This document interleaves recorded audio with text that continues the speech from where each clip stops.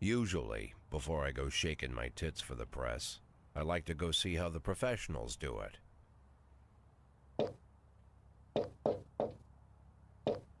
Some might say the chief of police has no business in an institution like this, but in fact it's the quietest and safest place in town.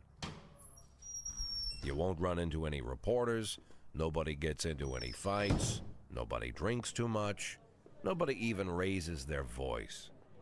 The place is owned by an elderly gentleman who knows how to keep things under control. That's why I never invite my friends here. I wanted to make an exception for my 60th birthday, but most of my colleagues are young enough to be my sons, and they'd rather just hire prostitutes. Why stare at some boobs when you can take the whole package for yourself? But there's none of that in our club. Even looking too long is considered indecent. You can get an occasional glimpse, like by accident. The rest of the time you just pretend that you're immersed in conversation, or just come by for a drink. Doesn't mean these gentlemen wouldn't want their bald heads smothered in tits. It's just that nobody says it out loud. My younger colleagues might call it hypocrisy, but I call it the good old-fashioned manners. Good manners and leave the rest unsaid. She agrees to unbutton her blouse, and we agree not to pay too much attention. The girls are on a quiet prowl, too. They're looking for a way out of their cramped rooms. Maybe make friends with some wealthy patron with a pacemaker and dentures. Everybody wants something.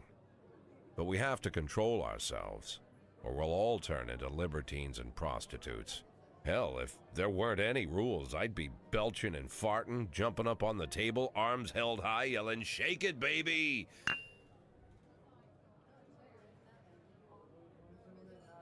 No idea how I got so barbaric.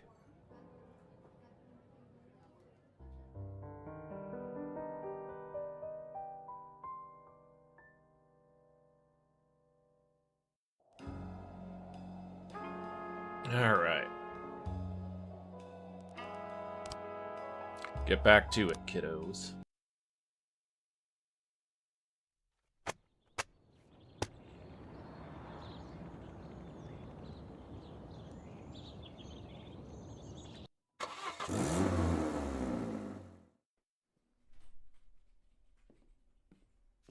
All the information about Laura, just like you asked. Mr. Boyd, keep your voice down. Someone could be listening. Oh, I'm sorry. Fine. What? Mr. Boyd. Wonder how that damn... Talking. I thought it was time we meet, Mr. Boyd, and my... Some pipes in my house, but I need to wait around for the plumber. Can I take the day off? No. Well, I was climbing the stairs to start to feel a little dizzy. Can I take the day off? Yes, we come tomorrow. Start the day. Catalog?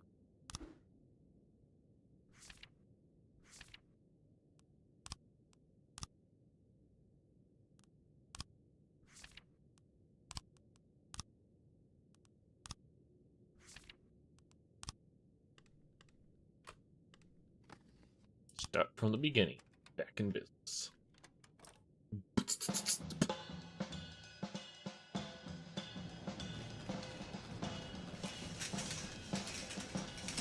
911 in progress.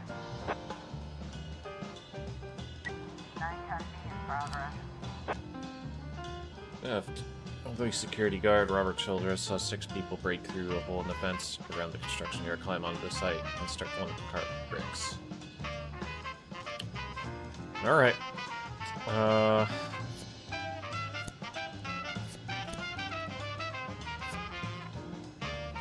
Let's do this.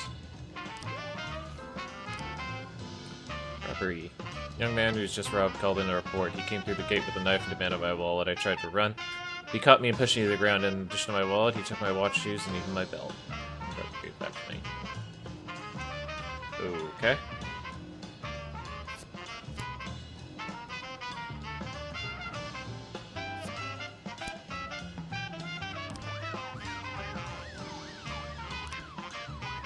Okay, we have something going down in the suburbs. 1140. I don't need police or anything. $500 should be enough for the request. Only 500 bucks. Okay, suburbs, 1140. See what it is. 1111 in progress. Tin went to wash her hands before eating, but wandered into the cafe's kitchen by mistake. I looked around and saw several bags of white powder. Pretty sure that's just flour.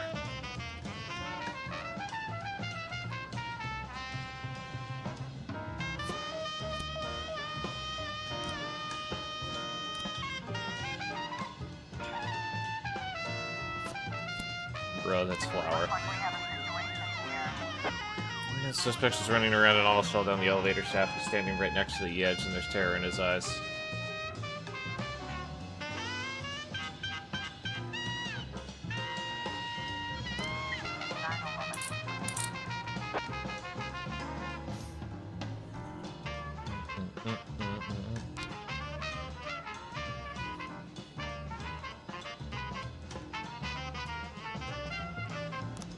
Bodies. Mr. Boyd, you don't know me, and I suppose that's just as well. As for what I do, probably wouldn't approve. So I won't trouble you with any unnecessary details. I'll get straight to the point. For one very specific, let's call it operation. I need 3 dead police officers, 1 female, 2 male. Or I turn in a couple days to collect the bodies. We wouldn't want them to start decomposing.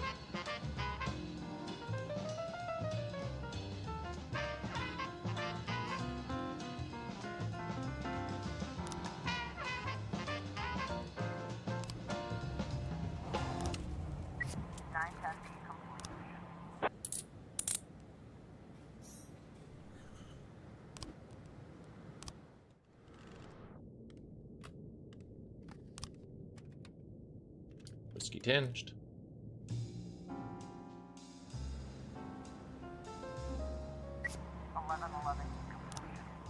Miss Compton saw several transparent bags filled with ordinary salt and mistook the contents for cocaine. Yep. 413 in progress.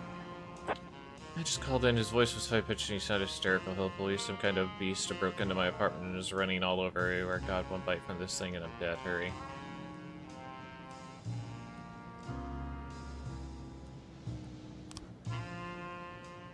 Wait for Calhoun to get back. He likes going on wild goose chases.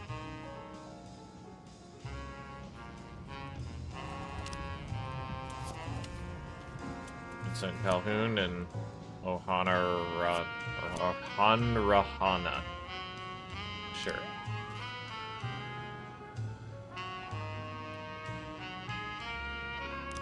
Homicide, Everyday Mall. An identified man who was unable to pay at the checkout reacted by killing the cashier, then the security guard fled the scene. Okay. So, Armstrong, Mole, Case, Iron, Hunter.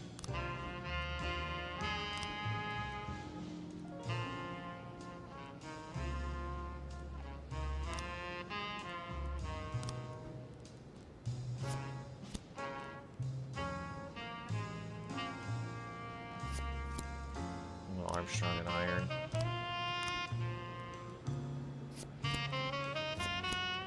Bull and Iron, rather. Still desperately need to wrap up a couple of those cases.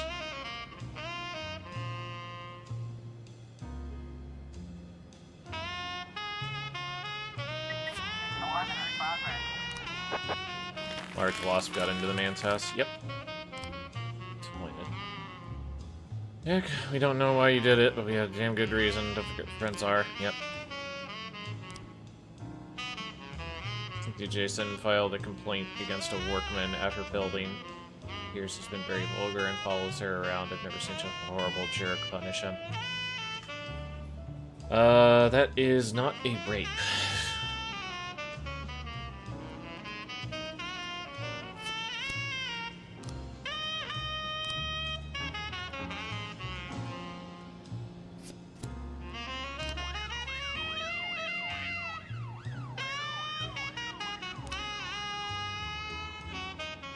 A middle-aged man was dressed in an unbuttoned gray coat and white t-shirt. On entering the store, he went right for the alcohol, picked up a six-pack of beer, and then headed for the checkout.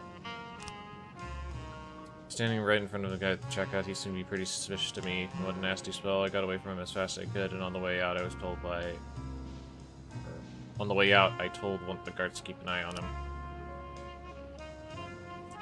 It's in line with this guy. He was obviously in a hurry and very nervous. He handed the cashier his credit card, and when the cashier told him his account was empty, he pulled out his gun out and shot the poor girl in the head, and the guard who was standing nearby tried to grab his gun, but the guy was too fast and finished him off. Me and my partner, Ron, were talking when a woman came up and said we should watch the strange man at the checkout. Ron went over there, and then I saw the flash and heard the shots. This guy was rushing to the exit with his beer. I was in such shock that I didn't have time to do anything. Didn't have a chance to get my gun out. I'm about to go inside, and suddenly this idiot jumps up and almost knocks me over. I didn't have time to yell anything. He just jumped on his bike and left.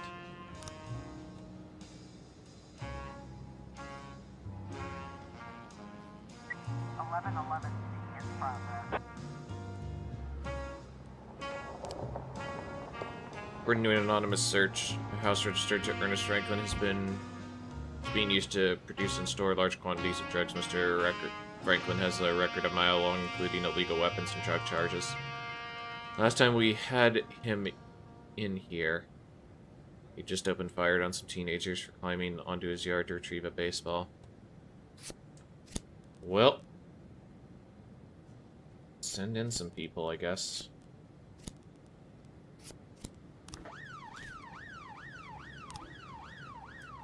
Need 4 police today. Very important day for my daughter. She's getting married, and I want everything to be perfect. I'm a very powerful businesswoman, expecting the kind of success you can't get without making enemies. There's no surprises today. I could do without any trouble. Okay. It's rough, but we'll do it.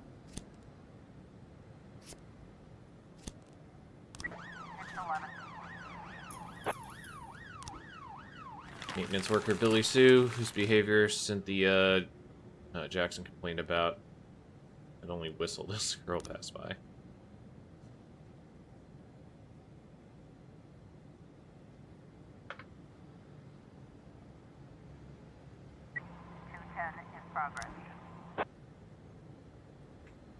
I'm called in speaking in awestruck praise. I hear from my wall the trumpeting of angels.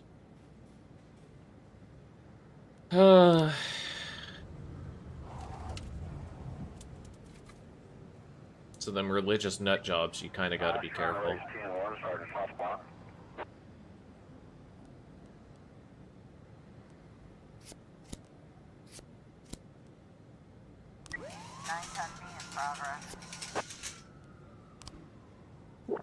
So everything went perfectly. We started off serious, all business. Then the pretty girls all wanted to be photographed with us. We ended up eating cake with the newlyweds. And a great day. So they're all drunk.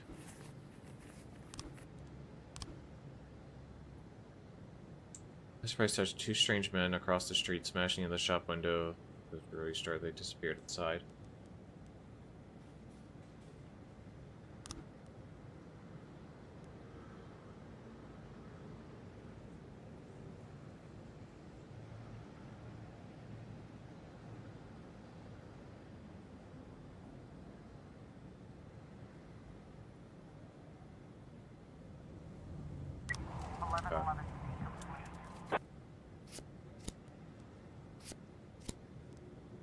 Well, send the drunk people in, I guess.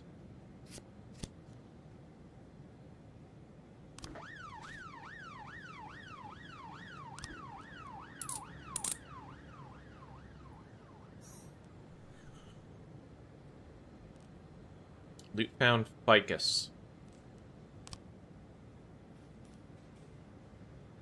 Don't see how a ficus is loot. Kitsubaki was killed in a car accident. According to preliminary reports, it appears that she was drunk. Unfortunate.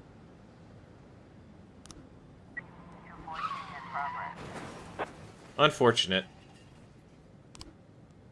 It's also unfortunate that, you know, I sent them differently. What was happening, but whatever.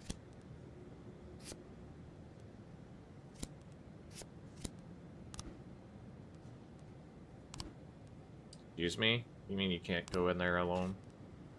210, complete. There's a tripling angel that appeared out of nowhere as a music student in the next department rehearsing his tuba. Yep.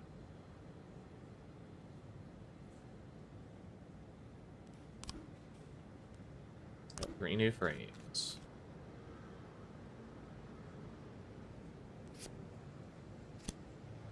And button gray coat. Yeah, it's kind of like that.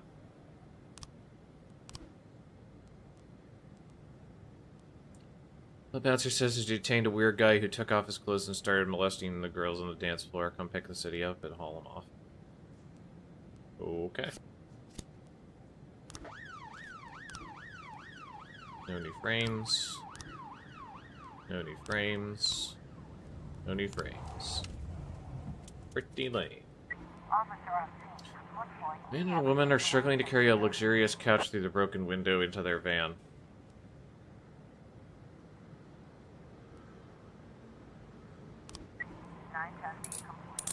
Look at that. Prado pulling it down on his own, even though the 2 drunks crashed their cars and died.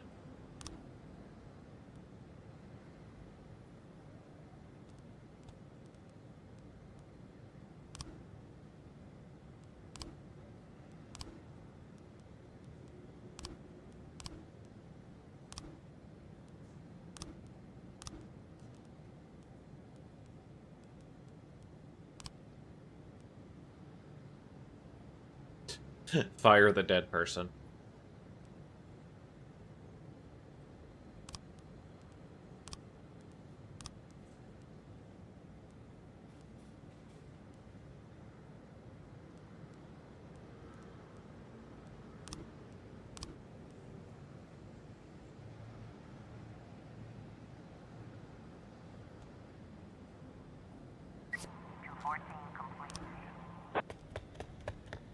Fender escaped.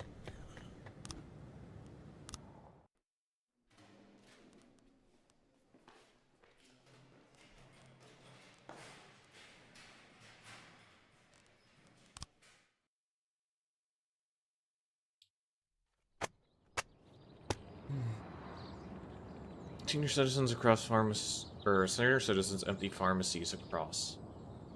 Freeburg abandoned drinking fountains. Bike ride in the city center. Shit, I saw the mark of Robespierre on there. I was up all night reading an exciting detective story about the last temptation of Neptune, and I didn't have time to get to the ending. Almost certain the killer was the general of the house cat, you know? So we cannot rest until I know for sure. Oh. Cats ate some cream past its sell-by date and had diarrhea all night. They are better now, but I'd like to spend the day with them. No. These fucking people, man. These fucking people, bro.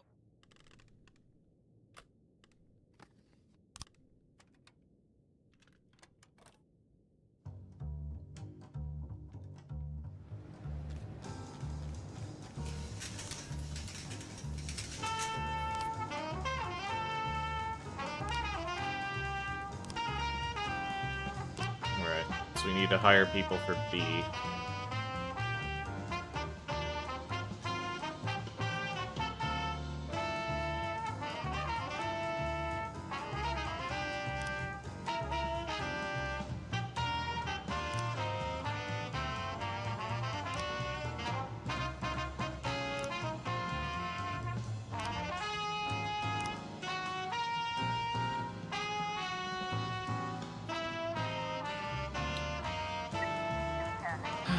What do we got?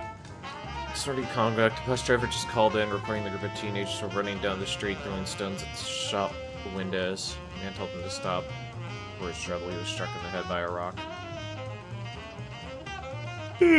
Well, should be easy. Send in the low-level guys.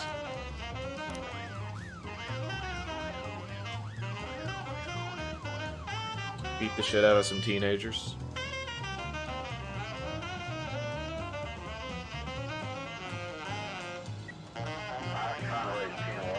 Situation is more serious than we thought. Okay, well, send our next two stooges, I guess.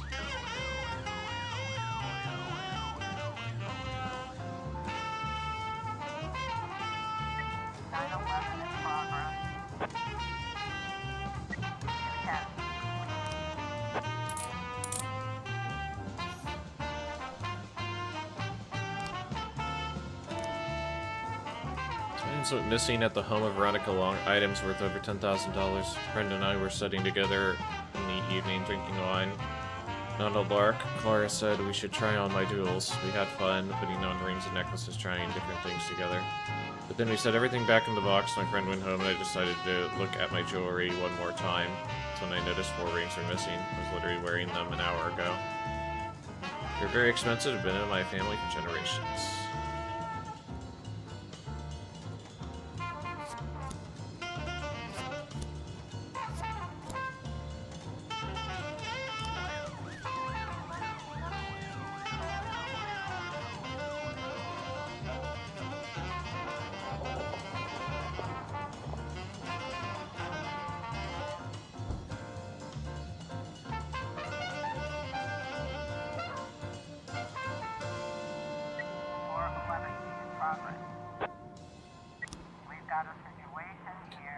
Police arrived at Clara Longo's residence. Her husband opened the door.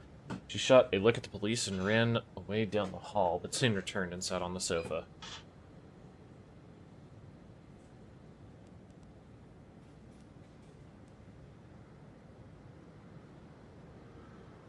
Asked for tea and calmly interrogate the couple. 9/11. Found jewelry. Personal jewelry, huh?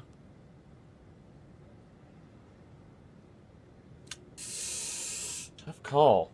$10,000, they say. It's not going to be enough fencing it for much. Alright, suicide threat.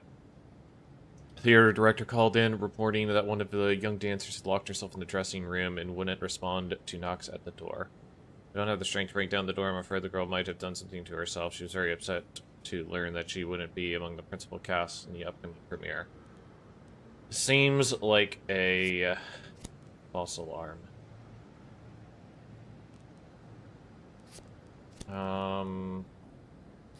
Send flowers. Okay, fine. Flowers and... Pretty sure this is a false alarm.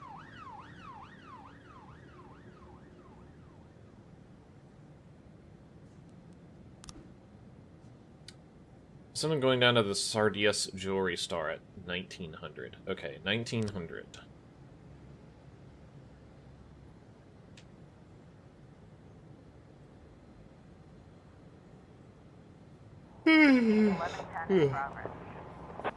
Smuggling port. Port officers opened a container instead of cement. As specified in the documents, they found boxes of very rare and expensive alcohol. Soon after, an SUV approached the place. 3 armed guys got out. Okay, well, that's, once again, the idea that, negotiations are over at that point.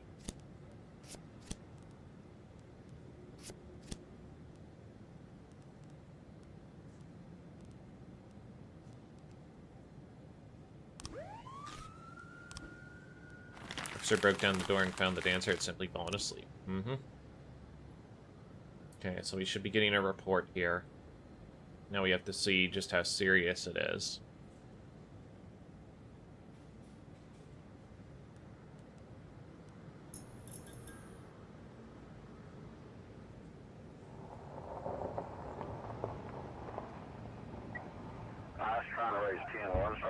Requesting additional backup. Okay.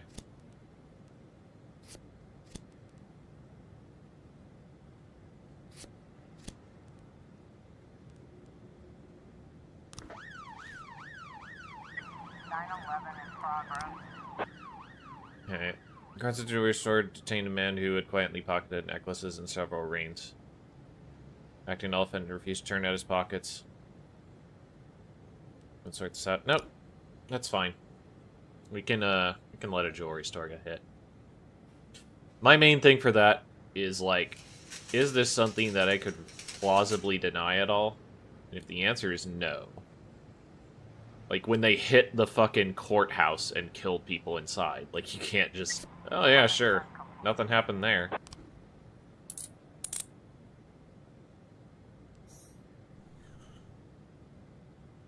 Found booze.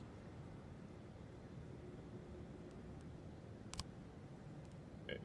Major heist. I think we gotta bring this to the police station. Yeah. 911 complete. $1,000. 910 in progress. Teak. Armed robbery. Wait until we get all, like, 9 people back that we sent.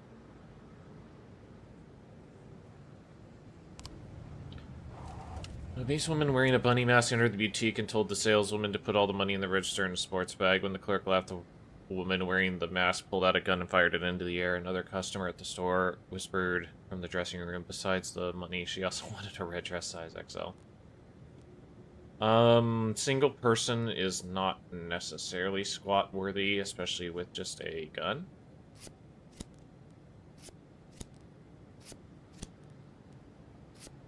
However, it is a person with a gun, so we will go in with some degree of force.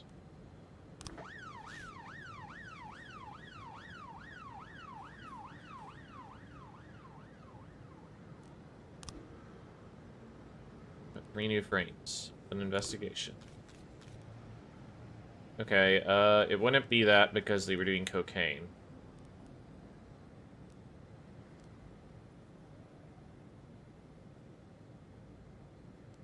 Okay, this is a mustache also, not a beard, so it can't be him.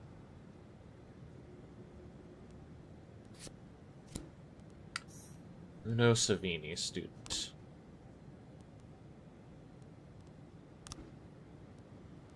New frames found. New frames found.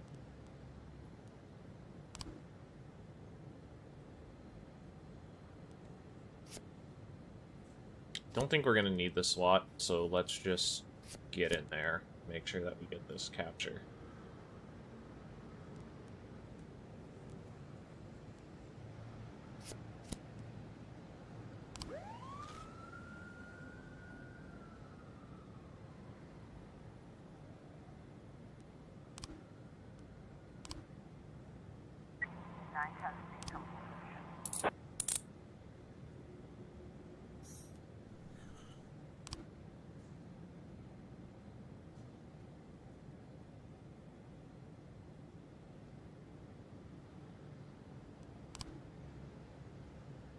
Wrong place. Okay.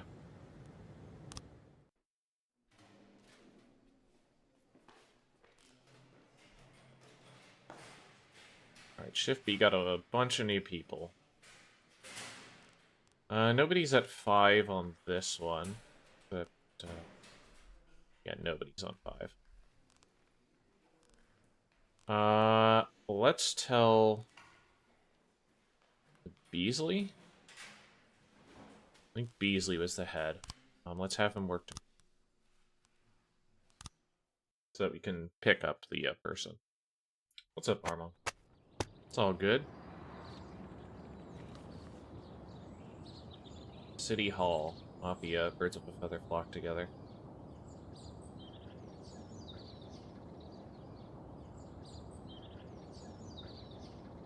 Maybe this is telling me, like, my current ranking or something? Freeburg hockey team on strike. 3 months, no pay. Jesus. Garbage collection fee increases by 25%. Christ icon discovered in foundation of Buddhist temple.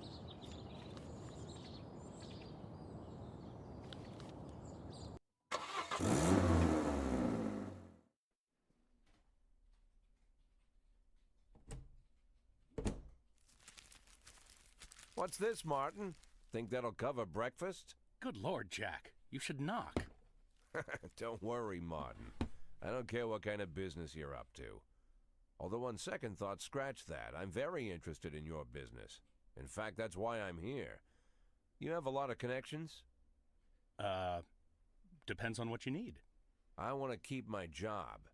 I've got another 5 years in me at least. I want to prove my dismissal is illegal. You know someone who can help? Jack, are you sure you want to get involved in this fight? Martin, let's not, Got yourself a new toy? Oh, you noticed, Martin. Just like a teenager, always on the move. Yeah, Hello. Is this Mr. Boyd? last I checked, who's this? And where did you get my personal number? When you work at the prosecutor's office, it's not too hard to find someone's phone number. The prosecutor's office? Just a second. Martin, out. I need to take this. But Jack, it's my office. Okay, I understand. I'll go grab an ice cream. As for your little problem, Jack, I think we can work something out. Give me a couple of weeks. Weeks? Jack, what you're asking is... Yeah, okay, I get it. Now get out already.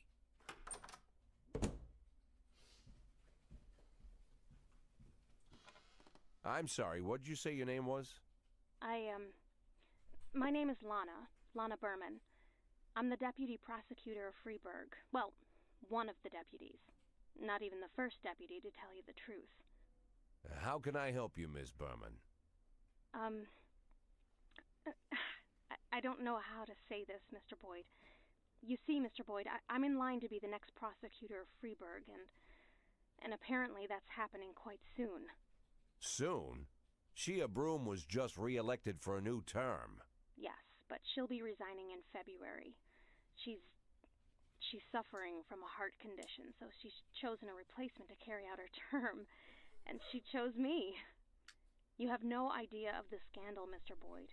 I've only been at the prosecutor's office for half a year, and she chose me. It's incredible. That really is unbelievable, Miss Berman. But what's it got to do with me?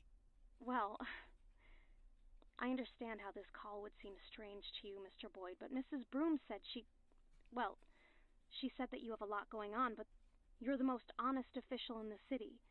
And if I really want to change the city for the better, and I swear that's what I want, then I should meet you. I'm afraid Mrs. Broom was exaggerating. Oh, believe me, Mr. Boyd, Mrs. Broom is not one to exaggerate. I'm sorry, Mr. Boyd, I need to run. Do you mind if I call you later? Do I mind? Let me think. No, I don't mind, Miss Berman. Thank you, Mr. Boyd.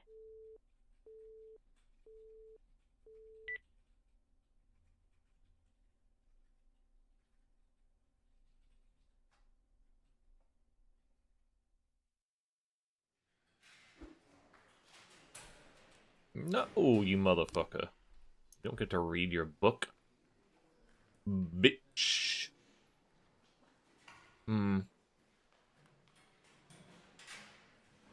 Well, Tsubaki got smoked.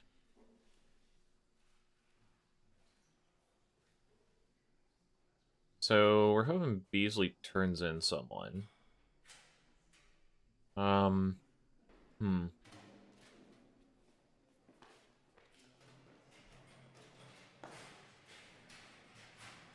You know what, Yancey, my lad? You've been putting in a lot of good time with the Mafia. So what's happening in this game? I think you were here when we were playing this yesterday. This is the police. It's like a police management game, for lack of a better term. You create shifts of cops, deploy them to certain areas, and you manage the time it takes them to get to a place and solve the case. As the overall story is you are a police chief in the last, well, previously 6 months of your term. As it stands, he has just announced right now to us that he wants to try to go for another 5 years. In addition to that, in that last 6 months, your police chief character has said he wants to make $500,000. And he doesn't mind getting his hands dirty to do that. He has a drug problem. but he's like a functioning drug addict. For painkillers in particular, and amphetamines, it sounds like. He also has a wife that left him, and it's been kind of up and down on if she's going to come back. It seems like she's not going to, because just before our character took a sharp change in demeanor, he was going to meet his wife to reconcile with her and see about her coming back. And as he was leaving to meet her, he got attacked and clubbed in the back of the head and went into a coma for a month. And when he came out, this was kind of the situation we found ourselves in. That happened on day 30. We woke up on day 60.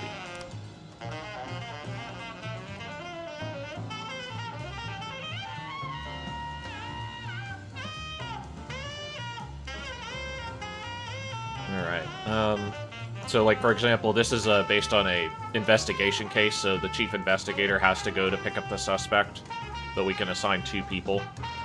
The star amount is their professionalism, quote-unquote. Higher than 150 is good. On the right side, you see how tired or awake they are.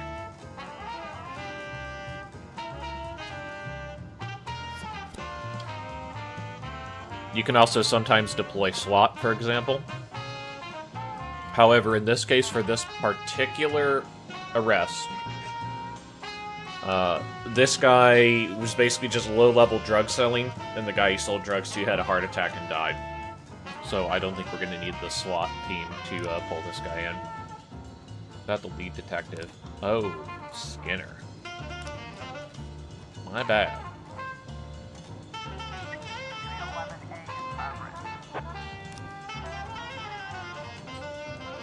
Noise from the garbage truck woke up a vagabond who was sleeping on a nearby bench.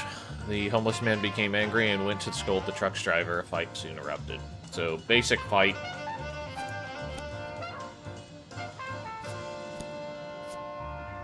We'll send in some low-end nerds here. Get it done. City Hall. Request for City Hall. Let's, request some officers. A raise. Yeah, do that.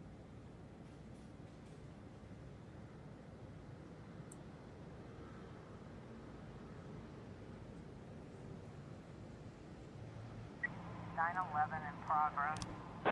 Desire Park. Muma reported a run-in with a pickpocket at the park. His wallet was stolen along with some documents and an expensive watch.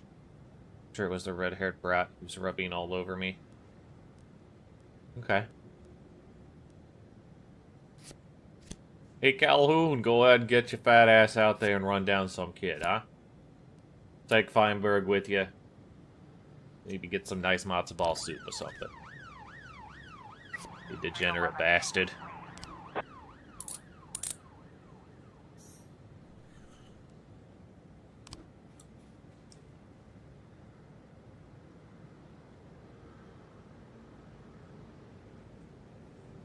Looks like we have a situation here.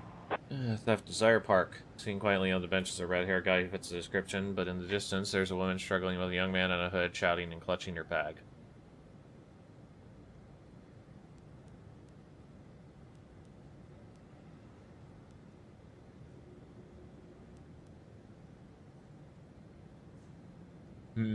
Interesting.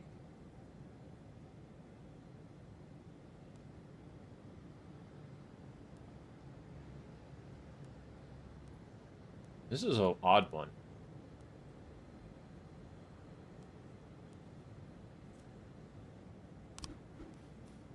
And the hoodie noticed the police and tries to escape. He stumbles and several wallets and pieces of jewelry come tumbling out of his pockets. Walk over to the bench and hit the red-haired guy in the face. Yeah. It's a chase down. By the way, if somebody is running, like actively running from you, deploying a taser is a pretty bad idea. They do not have a very far effective range. Like, in ideal conditions, like what it says on the box, they have a decent range, but that's not how they usually get deployed. 911. What's up, Freeland? Hello, Ark.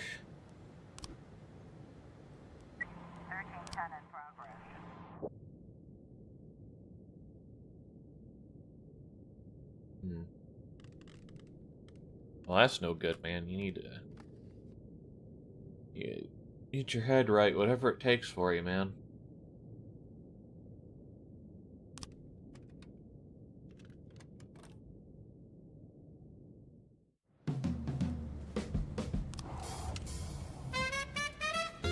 I was contacted by a lawyer named Donald Horton Jr. He told me some wonderful news. Turns out I'm a distant relative of a Nigerian prince who recently died and left me $15 billion. I only need to pay 20,000 in gold bullion to open an account and receive the money. But I noticed that the lawyer carries a pistol, so I decided to play it safe and call in a police escort. Oh. I am a rich prince from Dubai.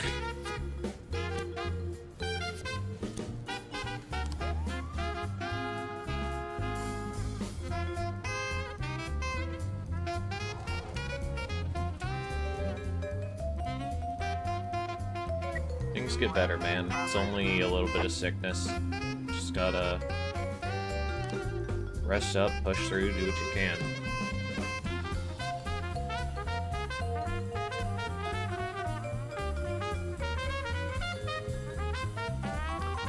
Semory is clearly beside herself. This jerk took out his dick in the middle of a crowded bus and started to poke me with it. Got it so disgusting he screamed, and several of the men on the bus grabbed the perfect rest of the ground.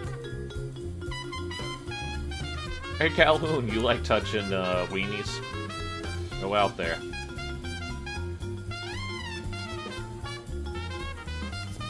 You can show Feinberg how it's done. And after that, I'm sure you'll be hungry for some hot dogs.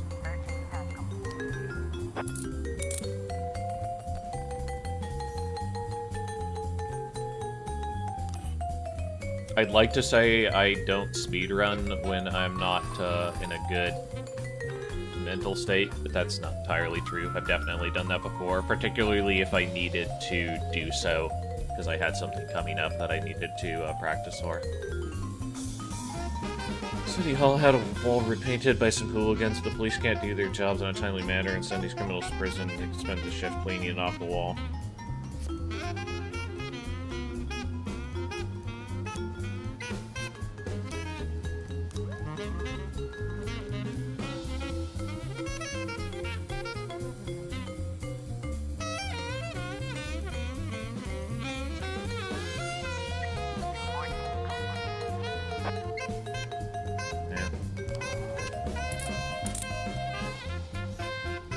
I will say this, usually if I get that feeling, which I don't get often, but I have gotten it a couple times, if I just get that feeling, then usually I just practice stuff. I don't try to, like, force runs out.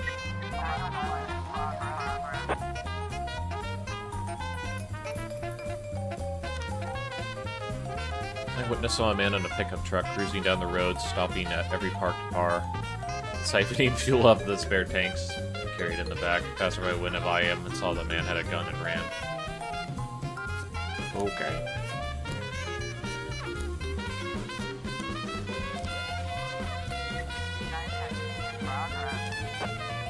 Elderly man called the station in a rage. I went to the drugstore to buy a hearing aid and some pain relievers, and the guy behind the counter tried to sell me cocaine. Huh. Somehow I don't think that's what happened.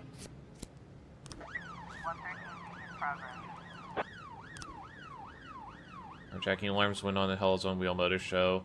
Eyewitnesses report that a group of attackers broke through the window, ran inside, and stole 6 luxury cars, according to one onlooker. They all drove in the same direction. You should be able to catch them all.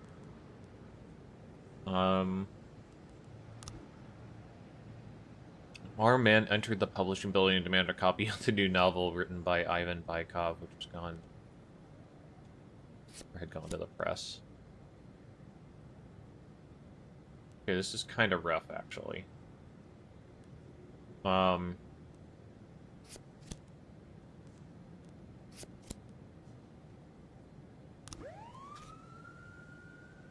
just have to see if,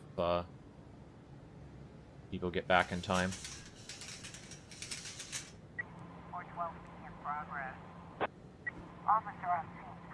Suspect has been sighted. He's squatting down next to someone's car, one end of the hose in the gas tank, the other end of the hose is in the suspect's mouth. Apparently he's trying to siphon fuel.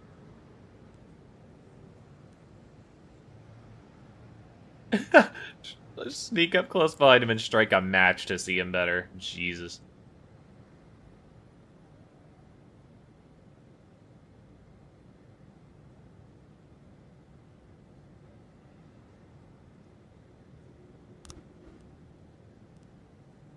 Sees the police quickly pulls a gun from his real holster. Shoots wildly and misses.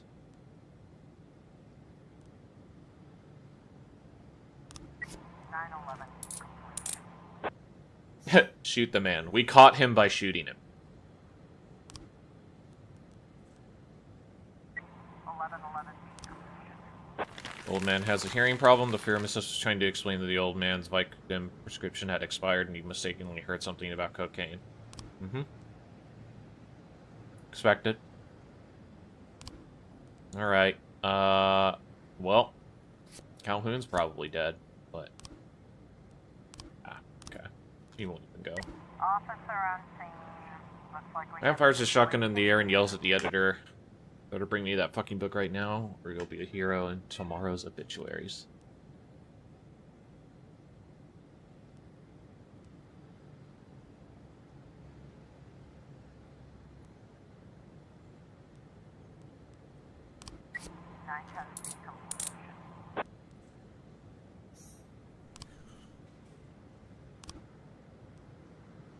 This is really bad. Oh well.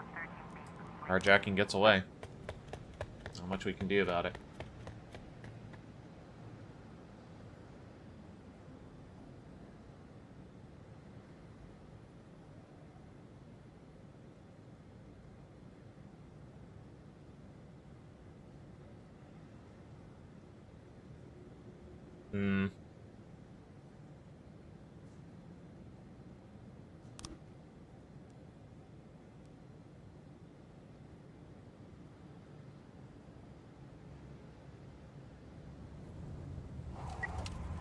in progress. During the performance, someone began shouting racist speech at Black Stinger and then fired several shots with a pistol. The room descended in panic and everyone left for the exits. Paddy wagon probably not necessary, but do it.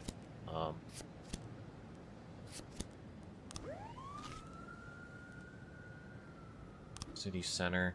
Driving errands. Passed by, reported a dark sedan speeding through red lights, swerving to the side. He's got to be drunk or stoned. I just thought you'd like to know. Thanks, buddy.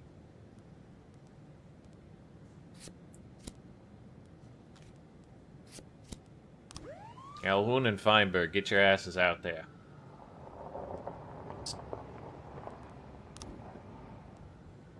Okay, open investigation.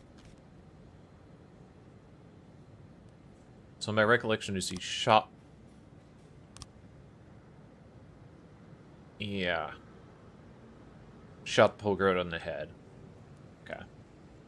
Yeah, so he didn't approach for that. Yeah, he handed the credit card.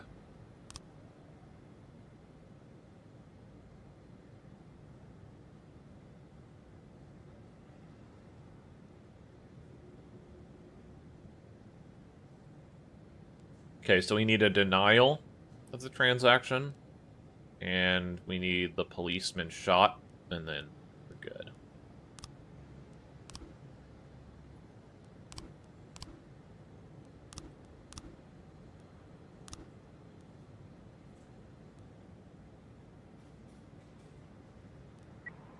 I was trying to raise 10-1, Sergeant Hotspot. More serious than we thought. Okay. Well, we have a whole hour for the end of the shift.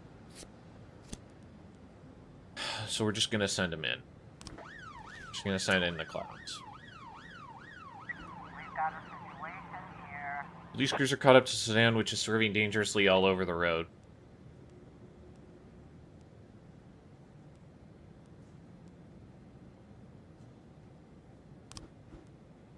Sedan suddenly turns into an underground parking garage.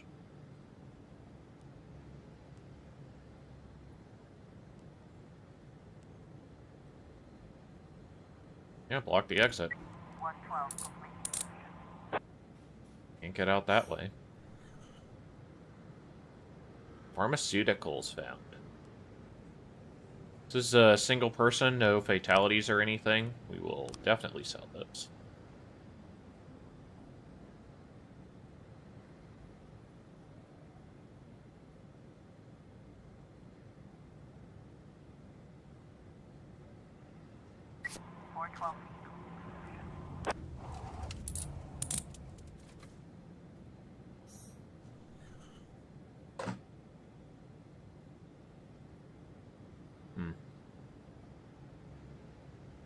Well, I mean, what's done is done. Just gotta pick it up. Work towards the next game, right? I mean, I know that doesn't help much, but not a lot to be done about it.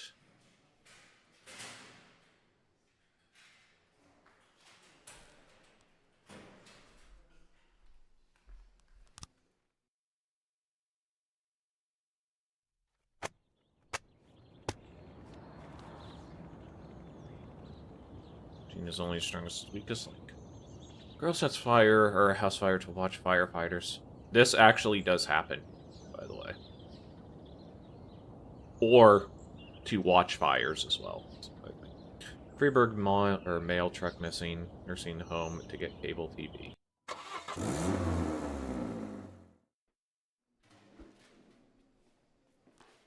Sure, Beasley. No.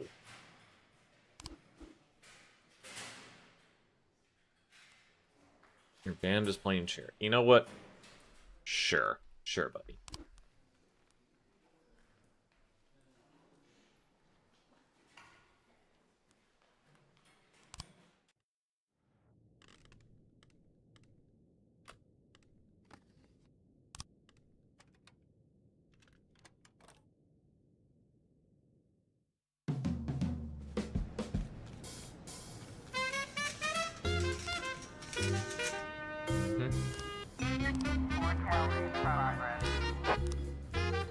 Killed. Snitch. Immediately, a body of James Wilkinson was found in the sewer. It seems the homicide was carried out by several men who were strikingly cruel and inventive. Hire one more police officer.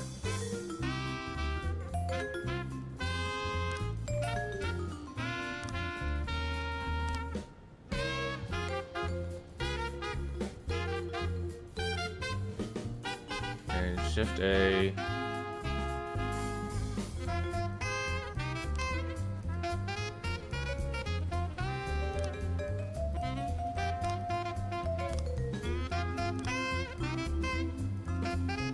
Jack Papworth.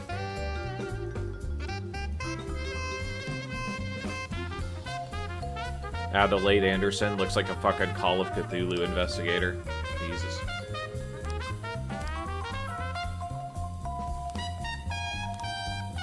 Salt Milk Factory. Factory worker Vitaly Samsonov quarreled with the head of the plant and attacked him. Colleagues called the police but are afraid to intervene because Samsonov is as strong as an ox and kept us all by surprise. Okay. Okay, so I can just click. That's nice.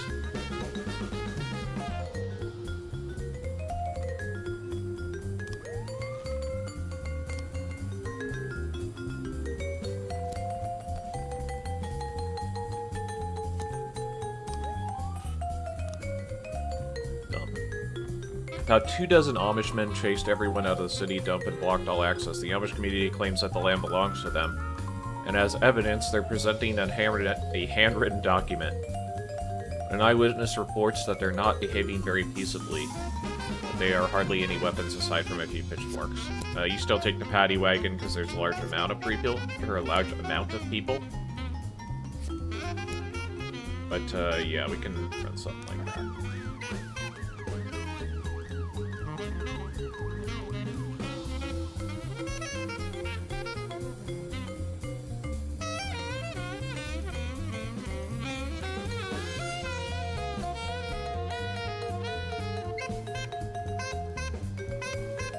Looks like we have a situation here. Charlie Samsonov is holding the plant manager over a vat of milk. The manager is crying and kicking his feet. And then he wets his pants. Jesus Christ, don't pee in the milk.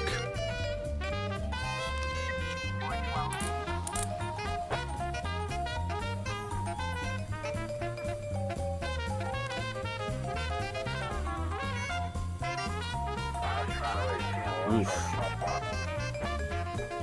More dangerous, huh?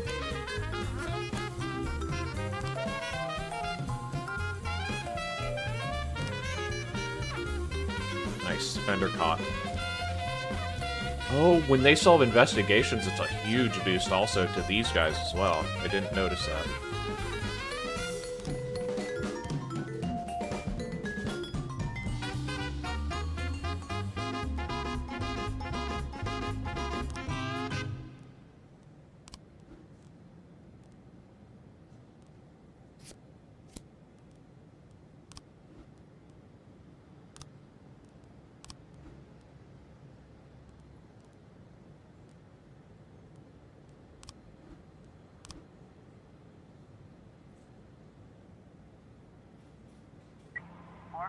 In progress.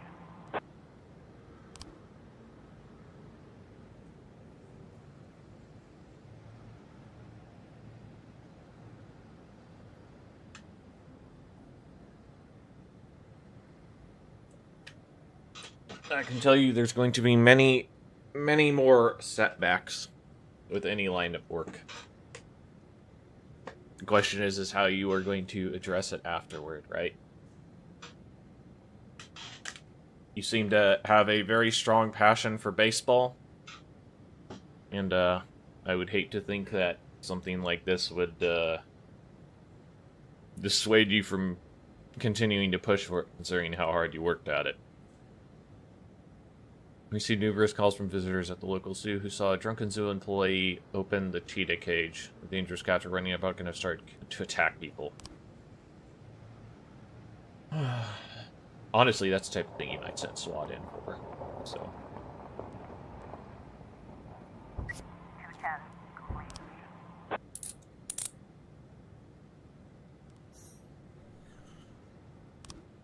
213 in progress.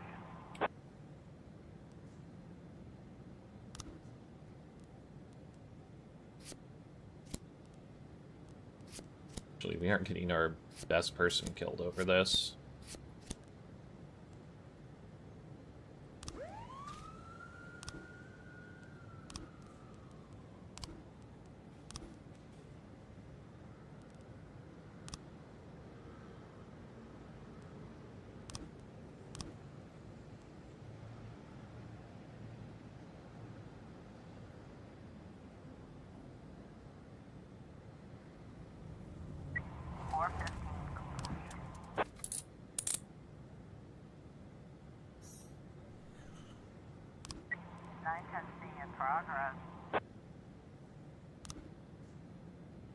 Caretaker at the cemetery reported strange sounds coming from the crypt. I'm afraid the dead are finally coming back. Yeah, that's a big not gonna happen.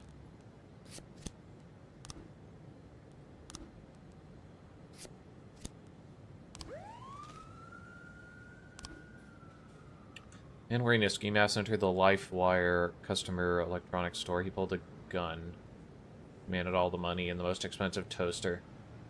Store security guard was fast on the seat, managed to knock the gun out of the robber's hands, but then he grabbed the sales assistant by the throat and he threatened to strangle her unless his demands are met. Okay.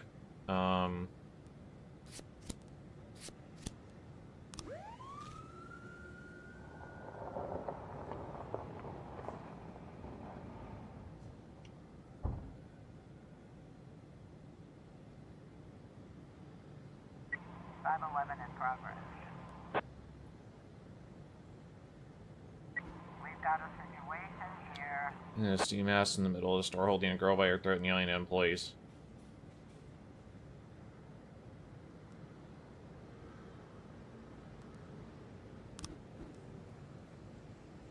Starts to run, then enters a room with a bunch of refrigerators and disappears.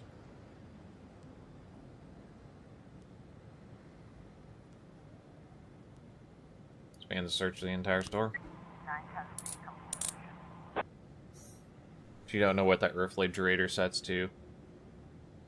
Honestly, at that point, you evacuate the people and then cover the exits. But... Looks like we have a situation here. Nice complaint cemetery.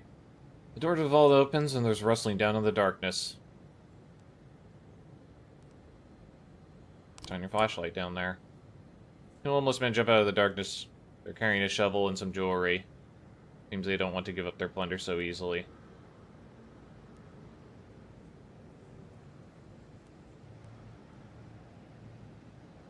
Down your shovel or we'll bury you. Yeah, I mean, he has a shovel. Ooh, low-end stuff? We're gonna have the Mafia sell that jewelry. Gang stormed into the casino and went straight for the utility room. An eyewitness called the police, who said he heard gunshots. Then the gang members started carrying out some boxes. Okay.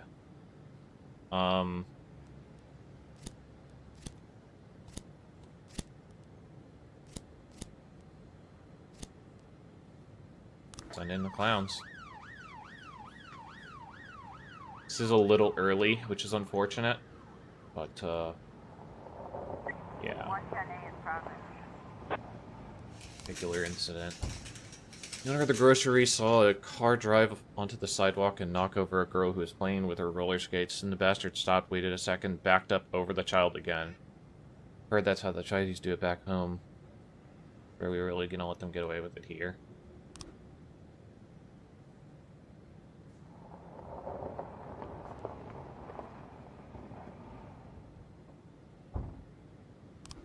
Alright.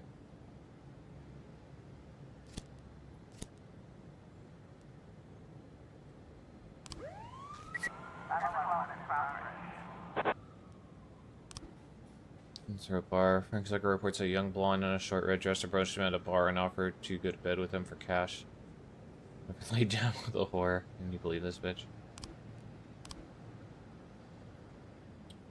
A man with a strong Spanish accent said that a dozen people are being held against their will in the bottom of or a basement of a cafe. The host of the cafe seeks out needy immigrants, gains their trust, and promises Mountain of Gold and imprisons them, makes them work up around the clock to steal food. According to the man who called, he was one of the slaves, but he managed to escape. And he also has 5 armed guards who regularly beat up the least productive workers. Ooh. That's rough.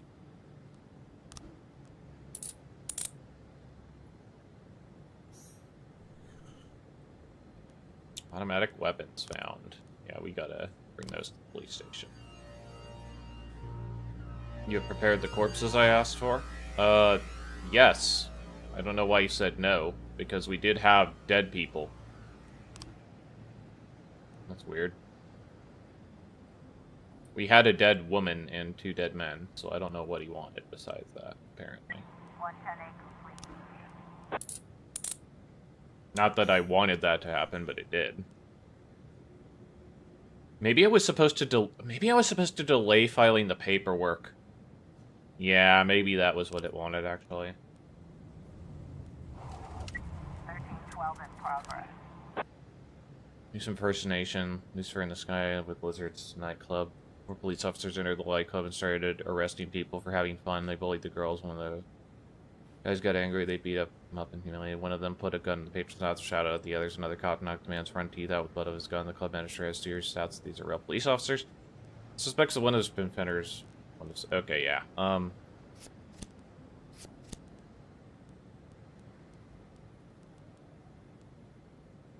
Alright, Sano. You crack some skulls. You're actually fine with the throw bar. The blonde is Frank Zucker's ex-girlfriend. She come to the bar with her friends, and Frank saw her and decided to teach her a lesson. Yep. Alright.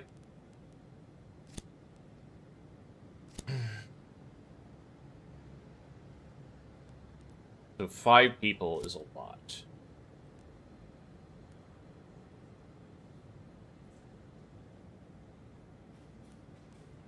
I mean, we're just gonna have to hope nothing else happens.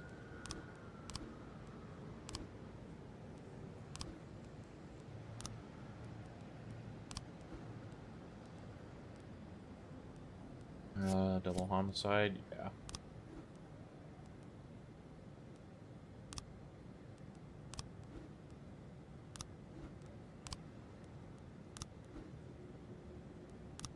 Really need Armstrong to finish that.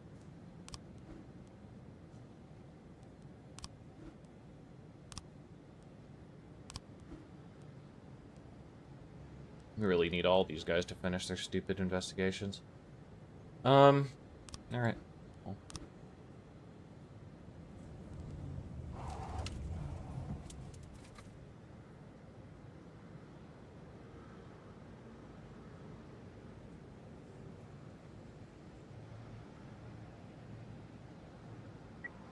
I was trying to raise 10-1, Sergeant Hotspot. Send them in. Officer on scene. Police found a secret tunnel in the basement and descend into the very dark and smelly room. A man notices the police, shouts something, and quickly disappears inside. A flashlight and inspect the room. Police are taking enemy fire.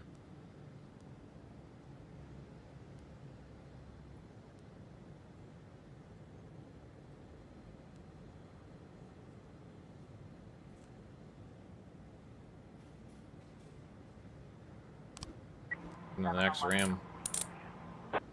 Oof. Close.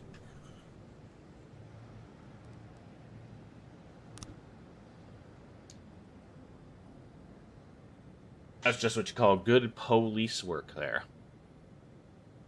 Running and cowering in the corner and hoping things work out.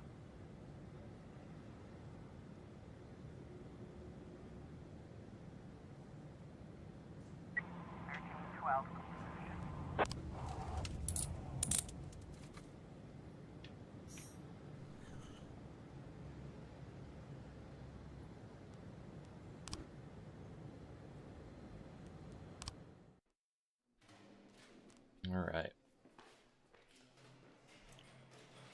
We should be alright.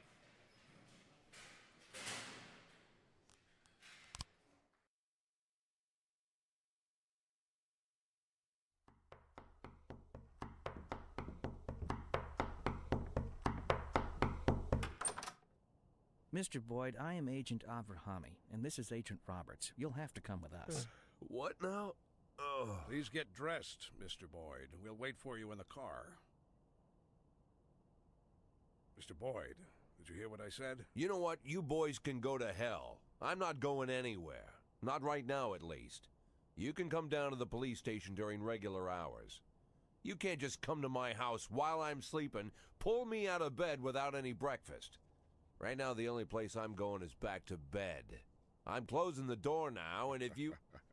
Jack, what's all this? I told everyone what a great sport you are and how fun it would be to play a little joke on you. Where's your sense of humor gone? Ethan, it's 5 in the morning. At this hour, the only thing that'll get me laughing is one of you feds slipping on a banana peel. Well, what'd I tell you? He's such a joker. You're getting old, Ethan. You're getting fatter, Jack. And you're getting boring. And you're getting fired. Fine. You win. But you're still a snappy dresser, Jack. As I'm sure you can guess, we've got an assignment here in Freeburg. Come on, let's go. We'll fill you in at the scene. Oh, and I really am glad to see you, Jack. You have no idea. Fucking Phoebes, am I right? Meet Jack. And this is Agent Suresh, Agent Kumaro, Agent Ellis, and Agent Dixon. Jeez, how many men did you bring? 11 people on my team, plus 2 heads, but they're still asleep at the hotel. We got to Freeburg a couple hours ago.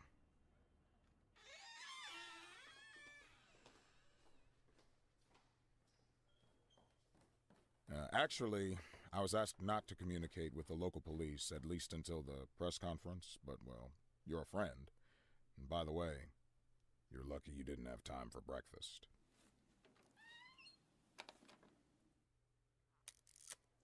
Serial killer. Now, the press are calling him the Dentist.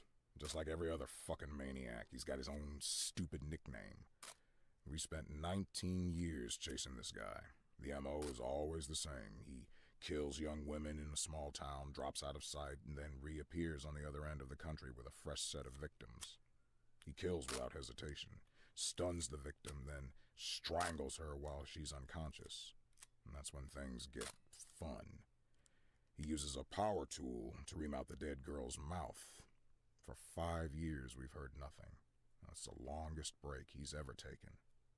Then 6 hours ago, we got a crazy anonymous tip that the dentist was in Friedberg, and he'd already committed his first murder. They even told us the address of the house. Looks like our anonymous tip came from the dentist himself, but that hasn't been verified yet. Oh, Dixon, don't go anywhere. So, Jack, listen. Dixon will take you to the station. You can bring your people up to speed. I'm looking forward to full cooperation, and it would be great if you could bag a criminal like this before you retire. A nice farewell. You know what I'm saying, Jack? Yeah, a nice farewell. And Dixon, Mr. Boyd will tell you where to take him. Come on, look alive. You're the police chief's driver today, if that's good enough for you. I'll come around to see you tonight. Buy us some beers, huh? But not that piss you normally drink. That stuff gives me wicked heartburn.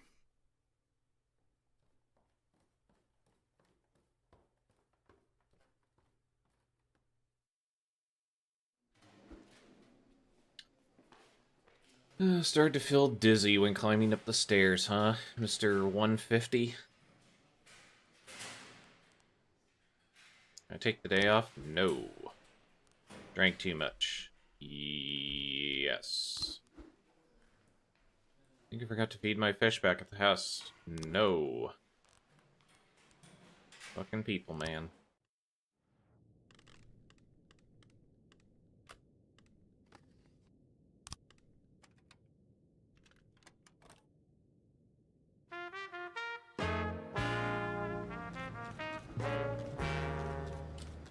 Savini turned out to be a member of the gang known as the Atala Funeral Home.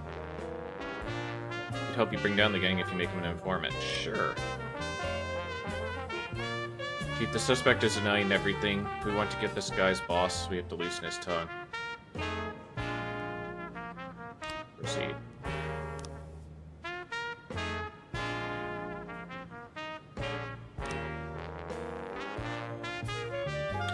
We prepared a profile on the suspect. The information we have gathered will help you identify his weak points and use them during the investigation. When asking questions, be careful. If you screw up too many times, the suspect will likely refuse to cooperate, and then we'll either have to give up or resort to extreme measures. Okay, I'll be back in a sec. I need to go to the restroom.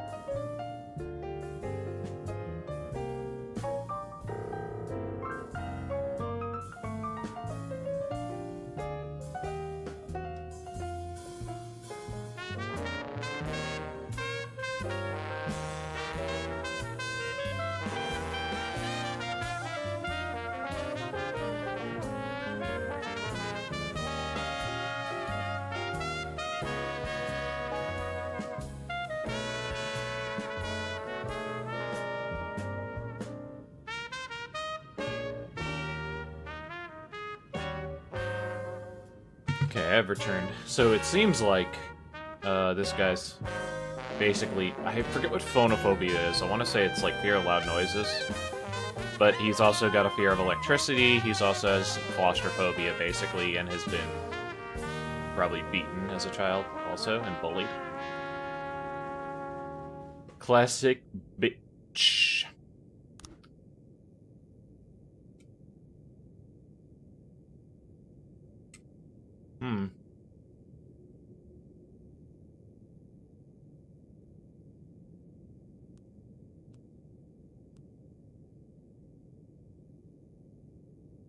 You deliver drugs for? Or for myself, pig.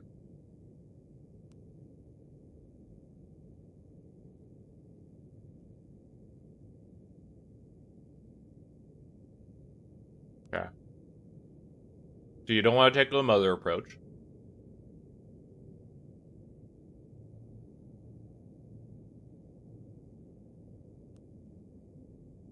So he already went to college. So this doesn't work. I already know you're in with Dante Gambino. You work for you or the other way around?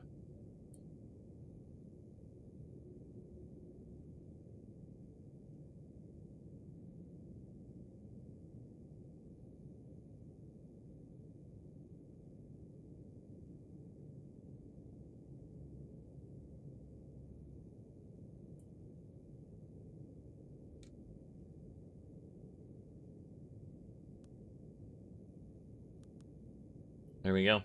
Dante Gambino has repeatedly bailed you out of here. Be a fool if you deny it. Or everything. Okay, fine, I'll tell you what you want. Okay, okay. Tell you everything. It was Dante Gambino. I got the drugs from him. Just did what he asked.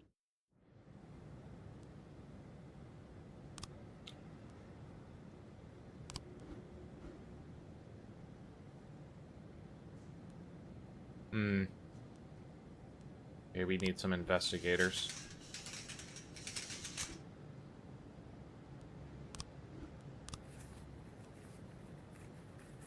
From pharmaceuticals. Take everything.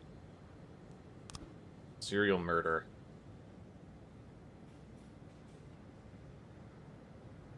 Man.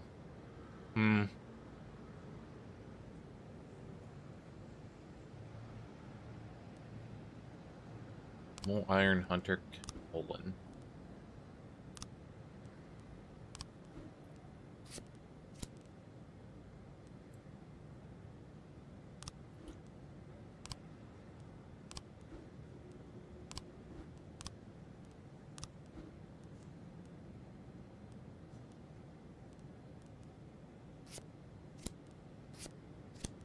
And this is going to be a loose team of people.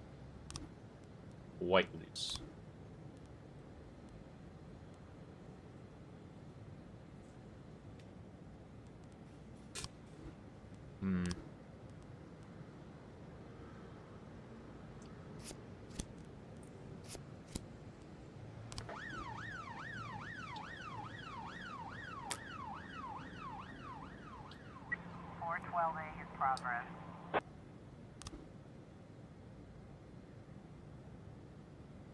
Assault. No, Beastman found himself stuck in an elevator, but when people attempted to help him out, he lashed out and began to strangle one of them.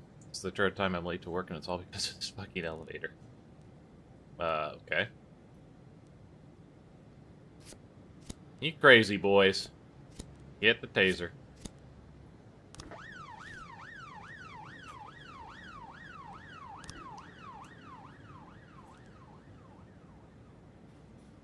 This is super awkward, because we do not have good people to lead this case.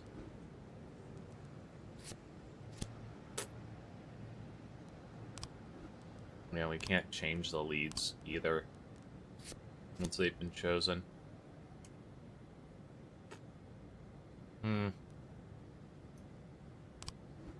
Well, that's no good.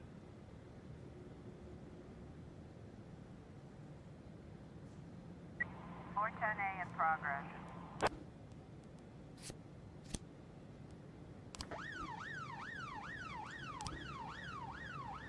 Got 3 new frames. An investigation. Iron. Detective Iron fell into a violent trap set by the dentist and was declared dead on the scene. Hmm.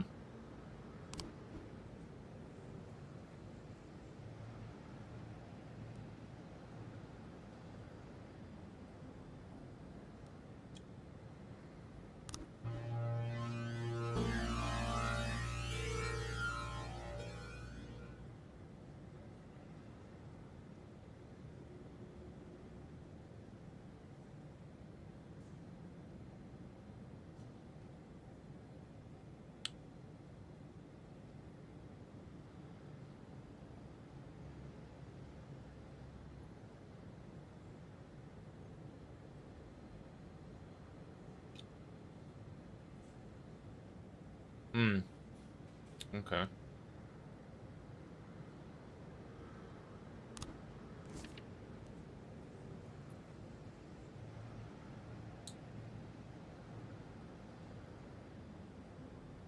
Hard evidence frames.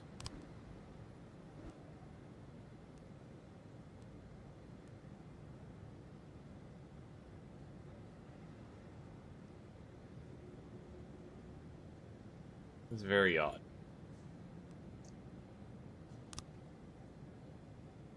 Okay, you don't like the Finnish nickname any more than I do, but let's say we're having to get down to business. Take a good look at the postcard I sent you. It points to a place where I hid something. Follow the clues, keep on the trail. Just the reason I'm giving you a chance to catch me. But don't dare share this clue with the feds, or trail will go cold, I promise you. And hurry. If you don't figure out the right place in the next 24 hours, I'll destroy the evidence and walk away.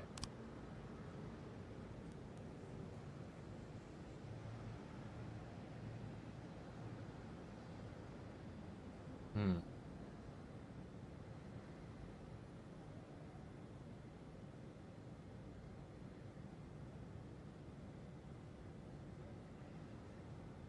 Some type of church, maybe. Either the church or the chapel, or the opera house or whatever, maybe.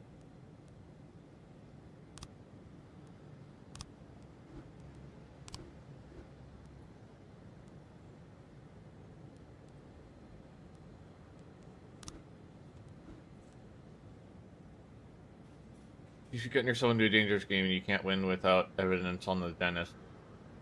Holding your hand a key to what happened to the victims. Look closely at the image on the card. It will help figure out where the evidence is hidden. Send your detectives, but don't go around blindly guessing. Yeah, you have the resources to go to all the possible places at a time.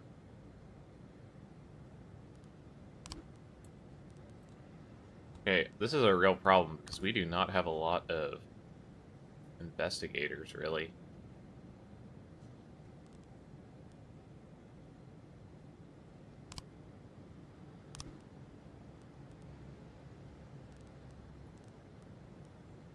I'll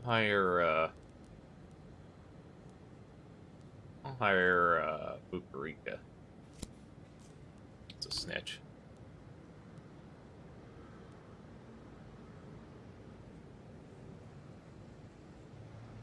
Hmm.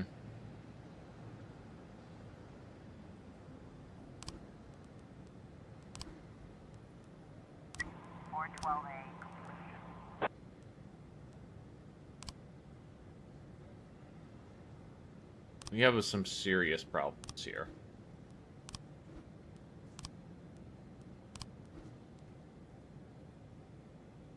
Mainly along the line of we do not have any more detectives to just kind of throw at stuff. That's a problem. I didn't order. An elderly concierge reports that he saw an angry girl through the window attacking someone's car with a baseball bat, yelling, "Get out, you painted wretch." Come on, I know you can hear me. I will kill you myself. Okay.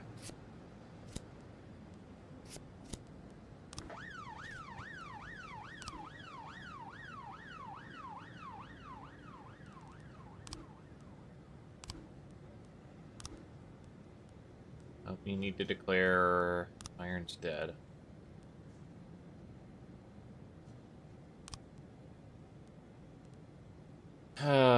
Okay, we have 5 detectives there. We have 1, 2, 3, 4, 5, 6 there.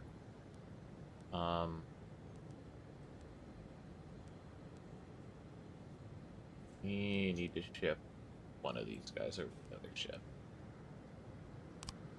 Under Shenovich. Shift A. Gotta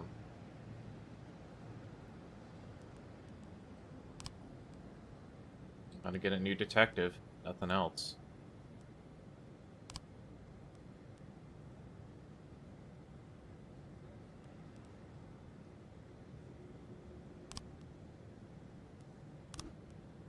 Since we can't hire somebody to be immediately available, better to hire them for tomorrow, since we're going to need to wrap up that one case in 24 hours or whatever, so.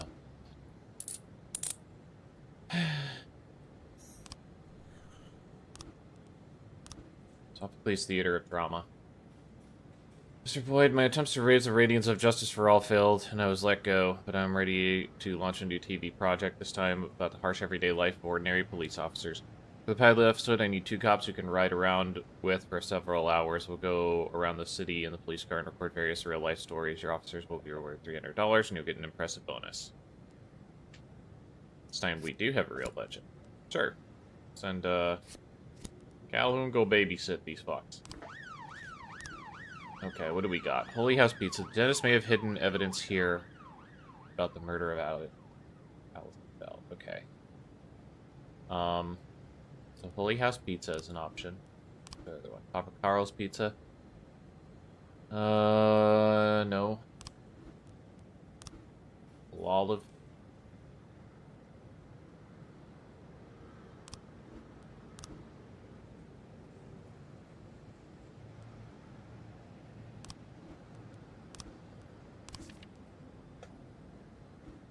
Guess we'll go Holy House. So I'm not seeing 2 olive things. And nothing else stands out to me. Try Holy House.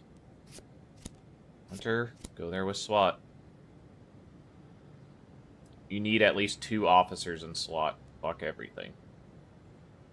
Yeah, and I don't think I can send Coleman, right?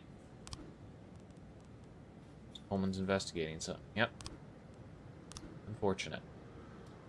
Drug possession. Dante Gambino is an old and reliable employee at the Atala Funeral Home. His job is to import and distribute drugs. Cocaine stored in a metal urn normally used for ashes. Office is open from 8 a.m. to 8 p.m. The goods are brought in through the main entrance after closing time. Truck filled with urns comes twice a month. Driver moves the boxes filled with product inside the funeral home. Drug-fueled urns are stored in fireproof cabinet in the office of Frederica Laterza, the owner of the whole operation. Dante Gambino keeps a key to her office. She wears on a big chain. A lot of other keys. What's up, Talik? Not going well right now. We have apparently 2 separate serial killers on the loose, and we've just lost a detective, and all of our detectives are working on other shitty cases that refuse to solve themselves. Freeburg Birth Control Union. 3 people died at a blaze at the Freeburg Birth Control Union. Okay, well, we aren't going to catch that murderer, I guess. Right among this deputy. Jack, Officer Bucarico somehow learned about the postcard from the dentist, and he's up in arms that you've been suppressing evidence. He demanded I take action immediately, or he's taking this directly to the prosecutor's office. I convinced him to sit in on it for a couple more days, so we have to do something fast. 410A complete. I literally paid him to be a snitch. Now he's snitching on me, huh? What's unfortunate for him?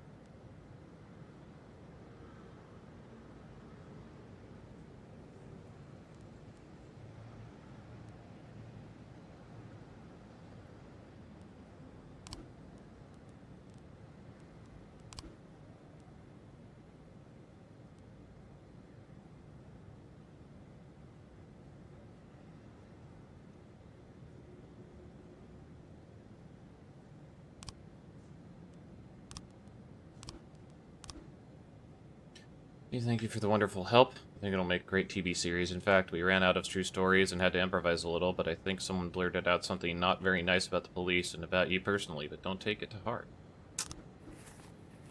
Alright. Nice little 10,000.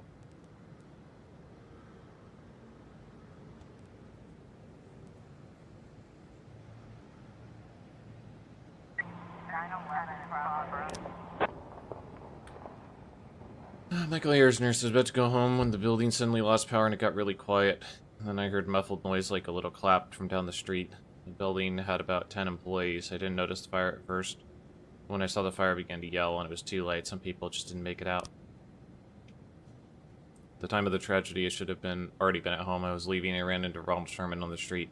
The ex-husband of one of our patients has decided not to have her child after she consulted with the Free Birth Control Union.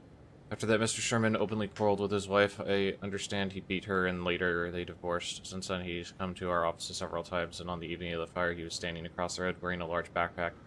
He made a point of walking past me, and he muttered something in the spirit of burn in hell, bitch.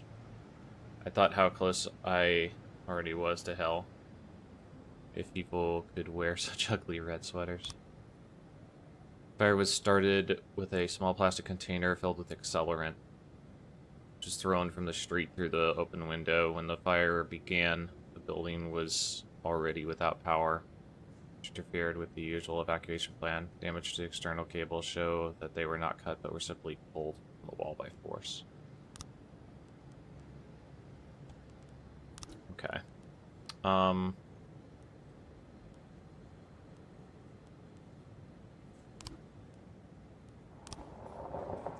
Bank employee reports a suspicious man came into the bank. He's obviously trying to cash a fortune check. The cashier also says the man is hiding something under his jacket.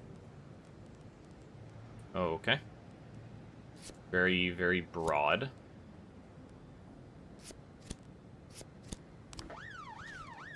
Probably a false lead. Michael Gibson was only away from his festival shop for 2 minutes and someone managed to steal a big cart filled with watermelons. Bought that hauler a month ago. Bright orange, easy to spot. The thing weighs almost 500 pounds, so they can't have gotten far.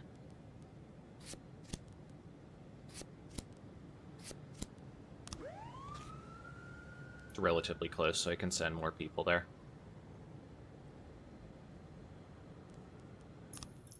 Some music going here.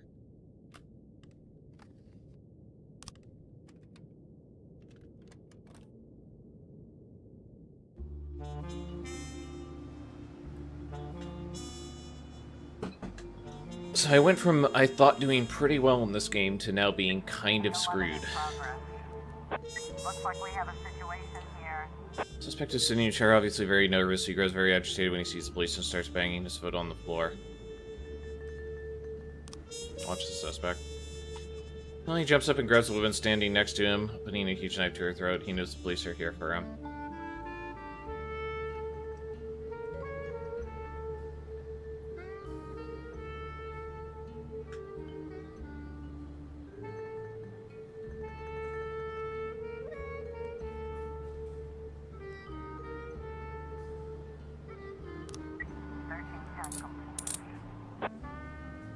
Gave him the old switcheroo. Let her go, we're not after you. Oh, okay then. Lead lets her go.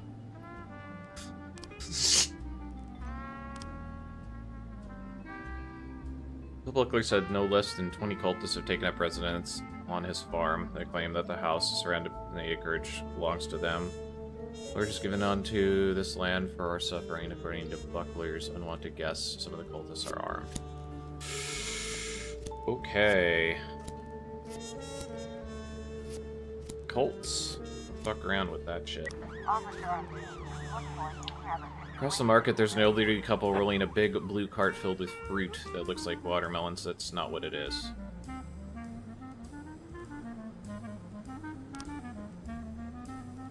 Around the market, there's 3 carts. One of them is orange, filled with watermelons.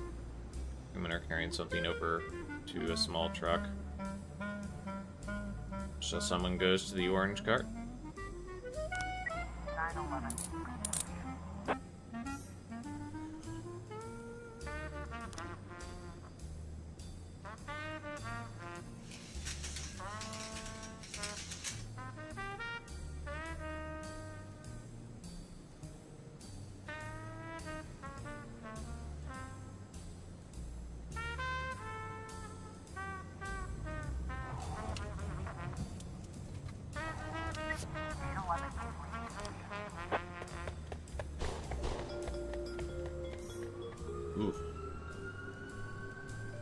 That's real bad. Exceptionally bad.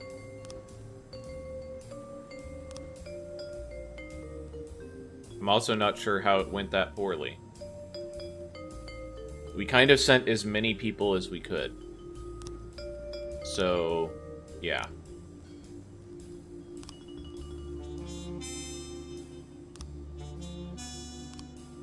Why is there a fire?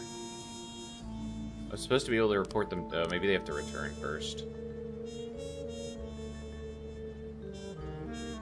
It also makes very little sense how that went down. Well, this went really bad real fast in general. Renewed frames of investigation.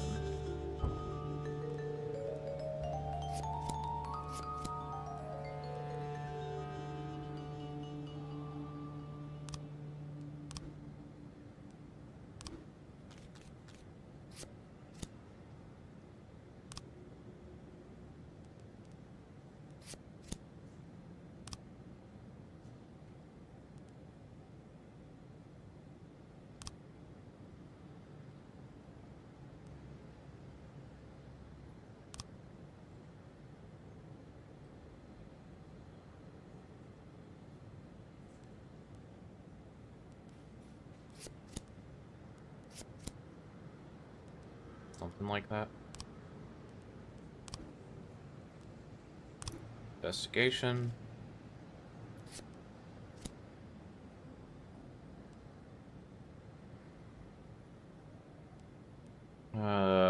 Bike. Said not motorcycle, so that. Yeah, so he grabs a 6-pack of beer. So this is almost done? Comes in, gets a 6-pack of beer, tries to pay, gets rejected, pulls out his gun, shoots her, shoots that guy.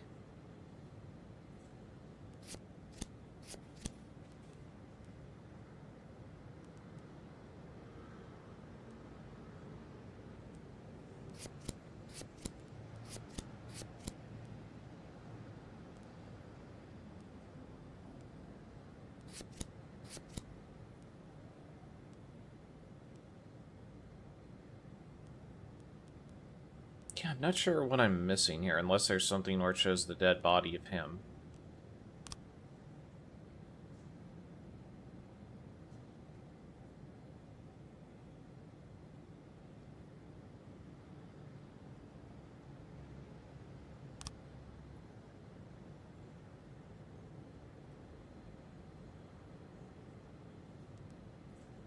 Huh.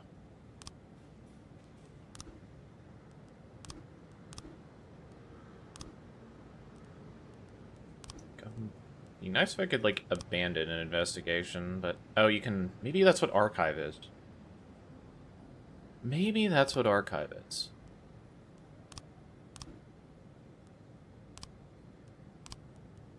Like, archive?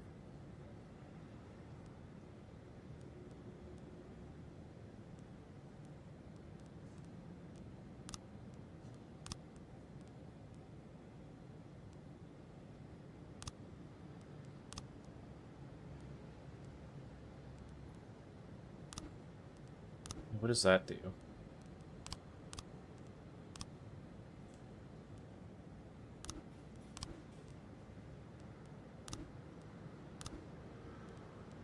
Okay, yeah, that lets me do this.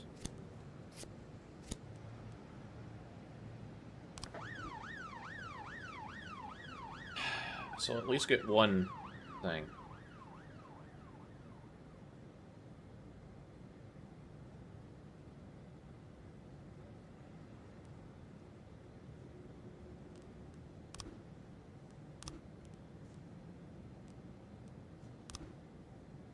Discovered evidence hidden by the dentist.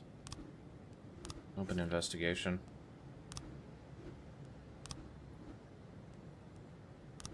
Okay.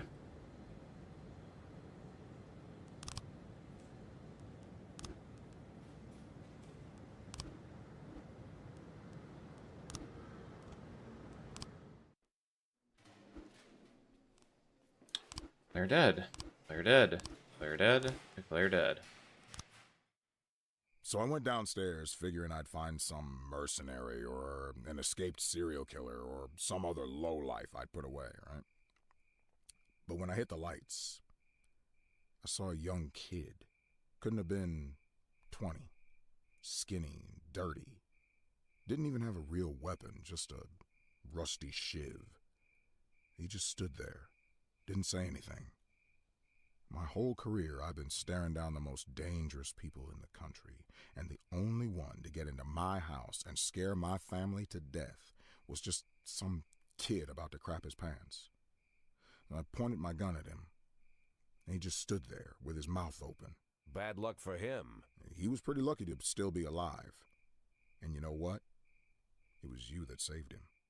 I think you have me confused with somebody else, Ethan. No. Listen.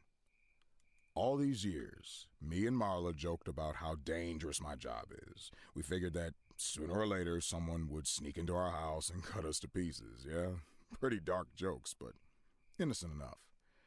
And Marla asks me not to jump into gunfights when she kisses me on the cheek before I leave for work.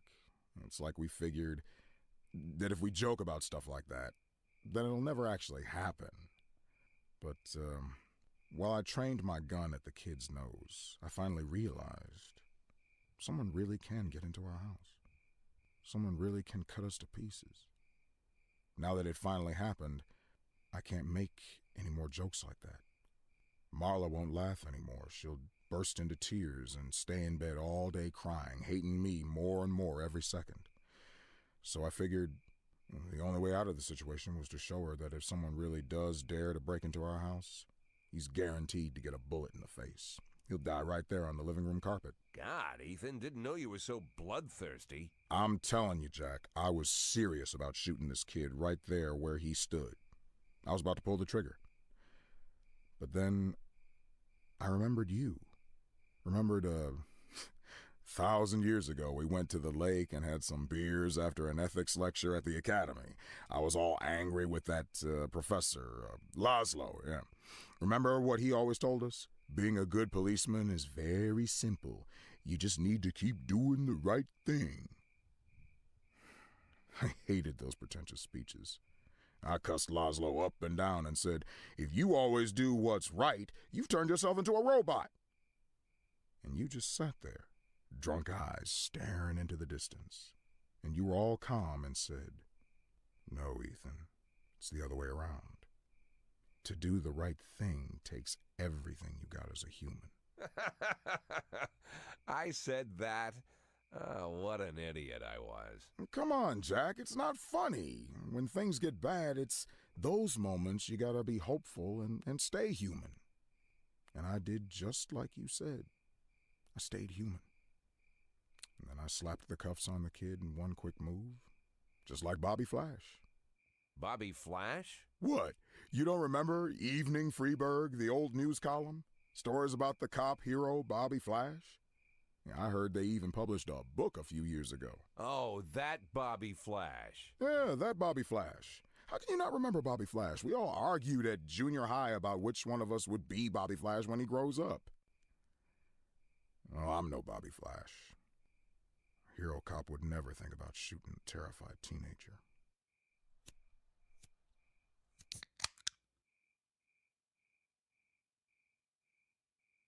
But wait a minute. If I'm not Bobby Flash, then maybe you are. Yeah, maybe so.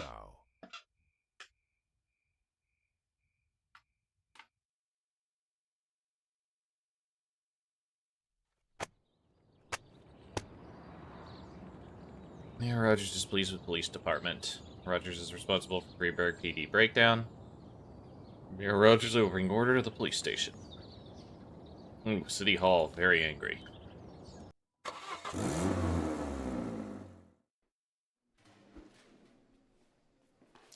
Somebody has to help out their animal shelter. No. Drank too much.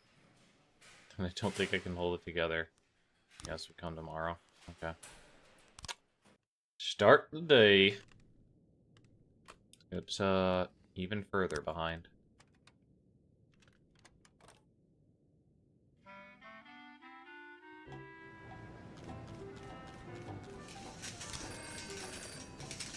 Here your employees got on camera and said all sorts of rubbish to discredit you and the Freeburg police. You had to put the pressure on the TV studio to close down the show from now on. Keep your little chatty monkeys over there in check. As for Kung Garrison and Calhoun, I want them gone by tomorrow.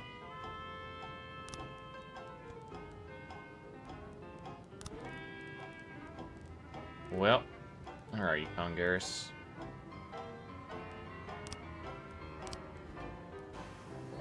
Oof. Fire illegally, huh? Well, you don't need to worry about Calhoun. Freeburg police failed to detect the appearance of a famous serial killer in the city. It has become clear that your detective is simply not in charge. You have 7 days to fully update your detective officer, find some smart young faces in the Zach before you can keep them as far away from the police station as possible. How about no? Take everything.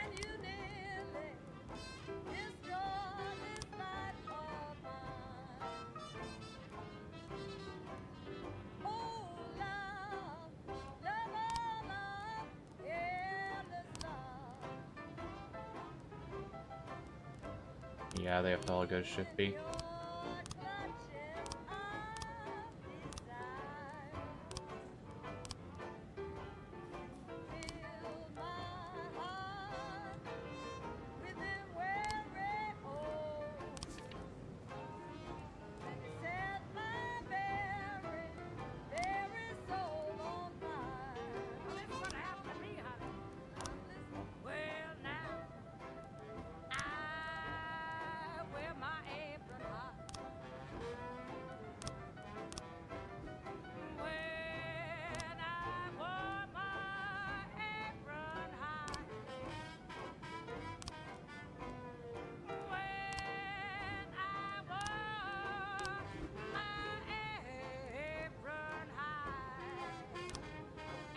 There should have been another way to get people on that case.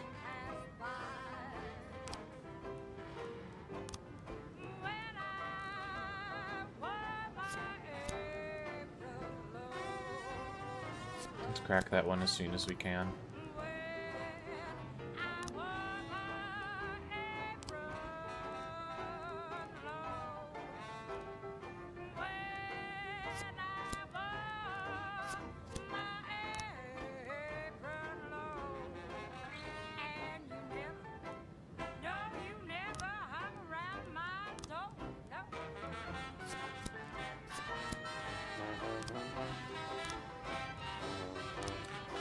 Truck sales in Chinatown. An old man complained that a suspicious guy was lurking around the apartment building. He doesn't live here. I know the faces of all my neighbors. That guy is selling drugs. Questionable. But close. So.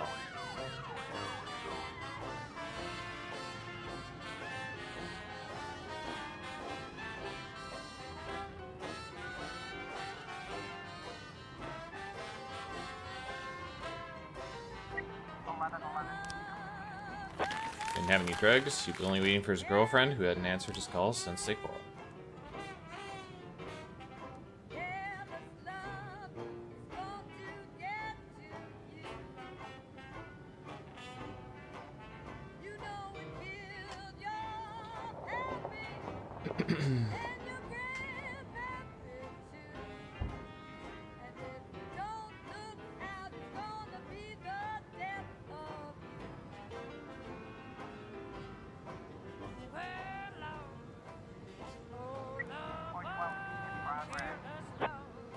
And Detective Sales Girl at the flower shop when she refused to give him a bouquet of roses on credit. Eyewitnesses report that the man struck the poor girl with a pistol and started to choke her with some packing tape. All the while, feeling I just want to be treated like a heathen.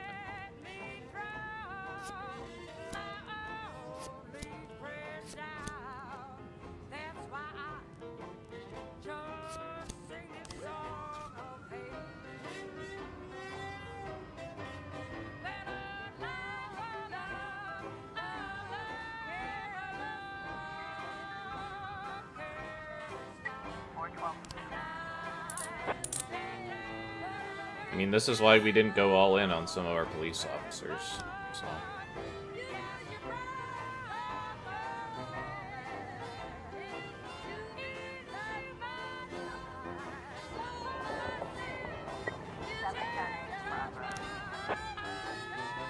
Our man wearing what looks like an explosive vest standing next to an attraction in the arts area demanding that the dangerous stuff be dismantled and removed right away.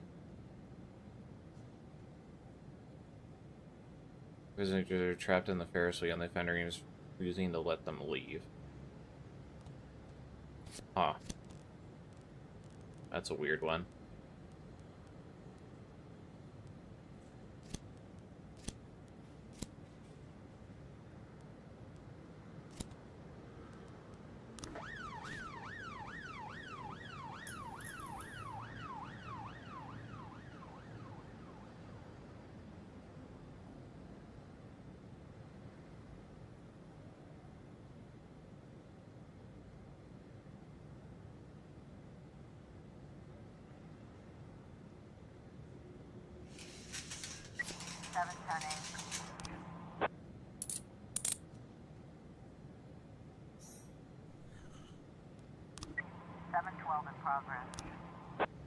Abduction. Felipe Santos said that his former business partner, together with 3 armed accomplices, broke into his house and demanded money. Santos couldn't play. He keeps all his cash in the bank.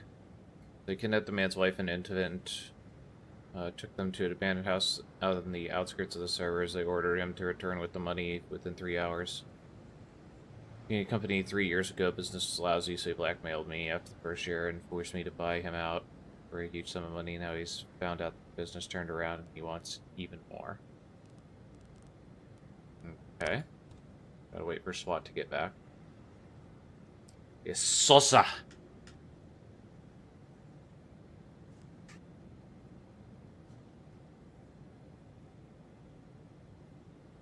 More testing in progress. I saw some people dragging a limp body into one of the rooms. Now he's tearing the room apart, obviously looking for something.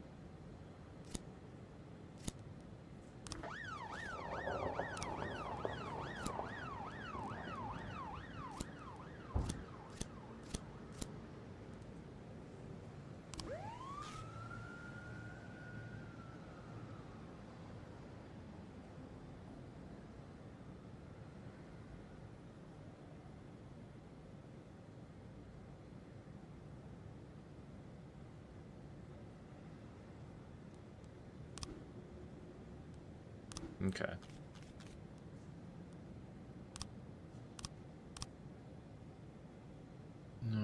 Urns normally meant for ashes. Don't see what the difference is between those two.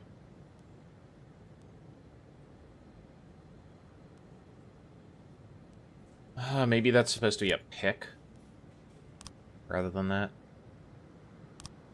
Important to distribute jugs. Stored in metal urn normally designed for ashes.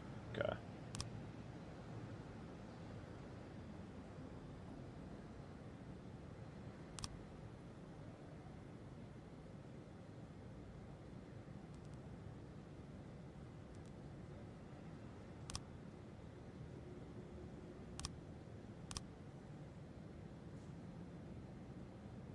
Okay, so maybe not a semi, maybe that.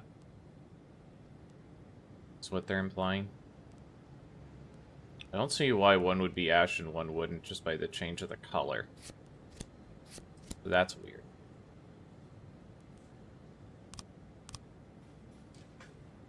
Stored in a fireproof cabinet. In the office of Federico La Terza. Okay. Owner of the whole operation. Keeps a key to her office, which he wears on a big chain with a lot of other keys.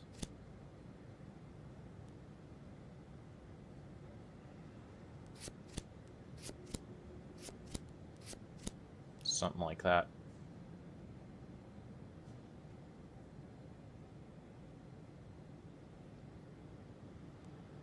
I mean, the upper one could be brass, which a lot of times, like, you see brass or bronze colored urns, rather than a dull gray.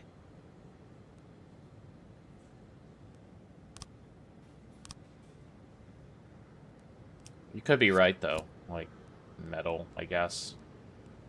I don't know. In the end, if this is the only two things I need to swap, that's easy to crack it. So. Open investigation. Alright. He did not level his gun in time. He also grabbed a 6-pack. So this is not right. This is not right. This is not right because he said he didn't get to level his gun. That's not right either.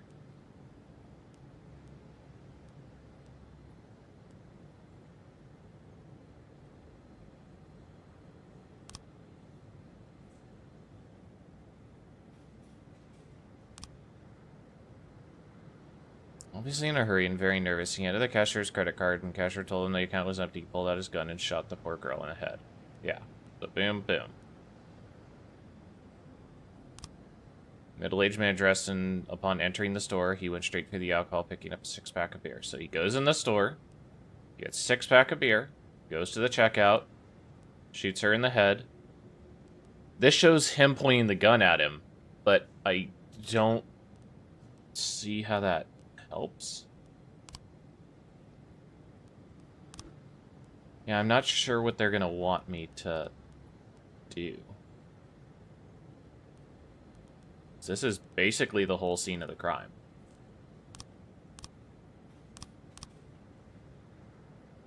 Didn't have time to do anything.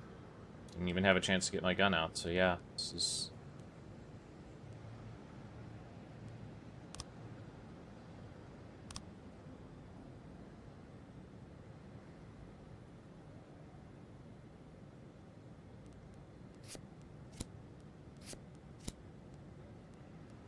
Yeah, huh.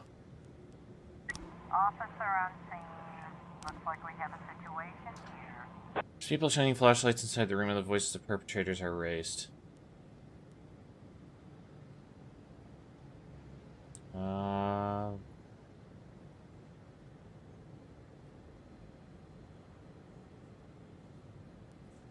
Opens and secure the room. Criminals are confused. One has a knife and the rest just have flashlights. There's a body on the floor covered with stab wounds.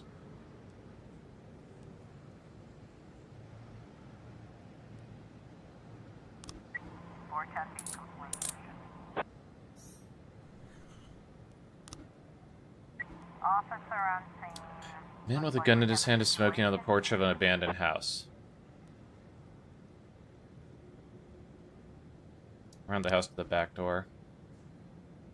Music inside the house is pumping loudly. 3 men are sitting at the table playing cards, and in the corner is a frightened woman with a child.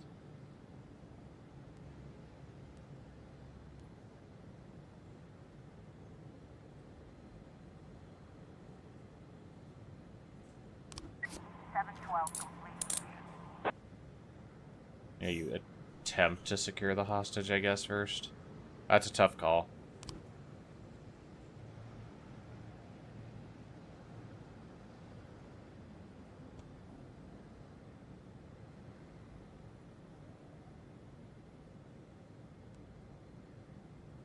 End of the day.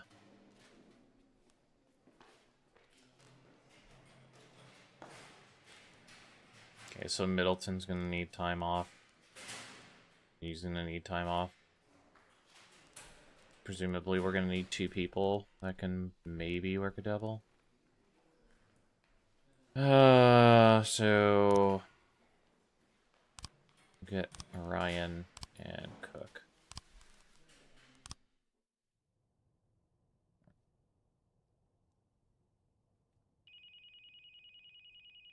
Smoking in his bed. Not good, kids. Boyd here, and I hope you have a hell of a good reason for calling me in the middle of the night. I'm sorry, Mr. Boyd. I'll call you back later. No, wait. You're the girl from the prosecutor's office. Lana, right? Yes, exactly. Oh, I'm so embarrassed, Mr. Boyd. The first thing Mrs. Broom told me about you is that you almost never sleep. I don't sleep too much either, so I thought I'd call you and apologize for last time. But it wasn't the last time, was it? Well, I've been going over our conversation in my mind, and I realized how stupid I sounded. You're the chief of police, and there's a strange girl calling you, saying she'll be the next city prosecutor, just to share the news, I guess. I must have sounded crazy. Not so crazy as you imagine, Lana. When I learned I was going to be police chief, my parents were already dead, and my only friend was working 1,000 miles away from Freeburg. Wife and kids were relaxing on a distant island in the middle of the ocean. Took me 6 hours to get a hold of him. But I had to share the news with someone, or I would have gone mad. All the more because I was surrounded by half a dozen cops who figured they were ahead of me for the job. I figured you were feeling about the same. It's like you're reading my mind. Now I'm like an outcast here. Most of them still think that Mrs. Broom was joking or trying to show her deputies that she's in charge of appointing her successor. But I know it's no joke. For some reason, I didn't doubt it, Lana. That's probably why I'm calling you. I know it's selfish. I'm sure your wife isn't too keen on girls calling you at night. My wife and I, well, we're not living together. Maybe I'm the loneliest man in town, and that's why you called, to talk to someone even lonelier than you, huh?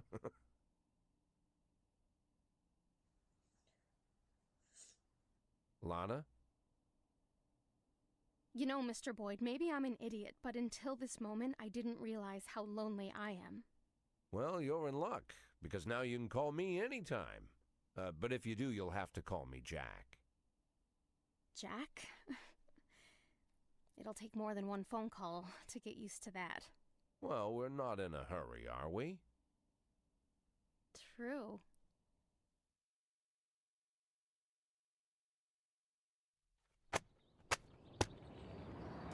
Boutique sales invite stampede. 44% of Freeburg believes homosexuality is contagious. Jesus Christ.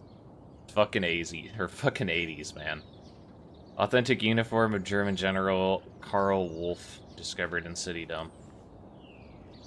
Oof.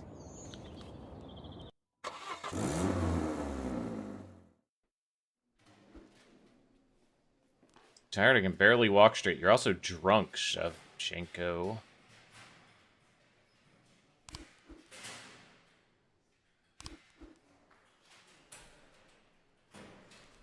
No.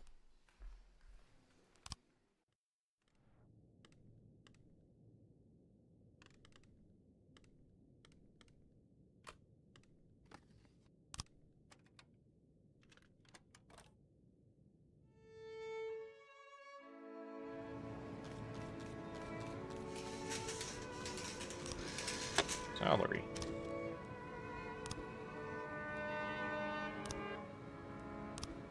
Murderer suburbs. 25-year-old Pamela Cox, a stripper from Club Twister, was brutally murdered in her home. Okay. So we got Case, Mole, Armstrong, Hunter.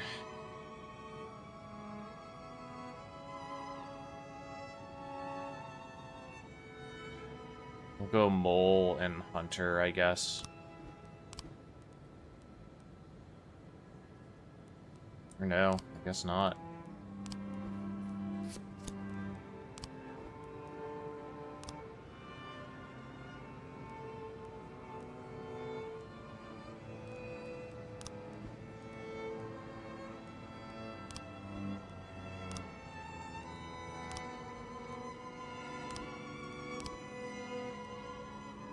Okay. Mole, Hunter, Coleman.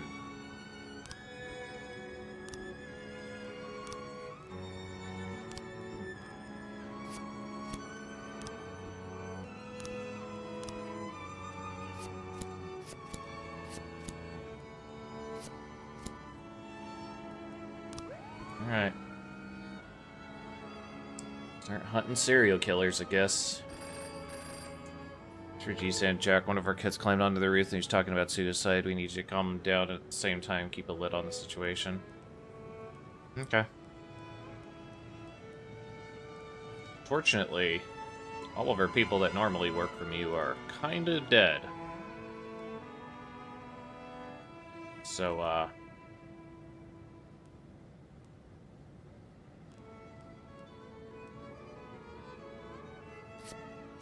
Sano, I guess.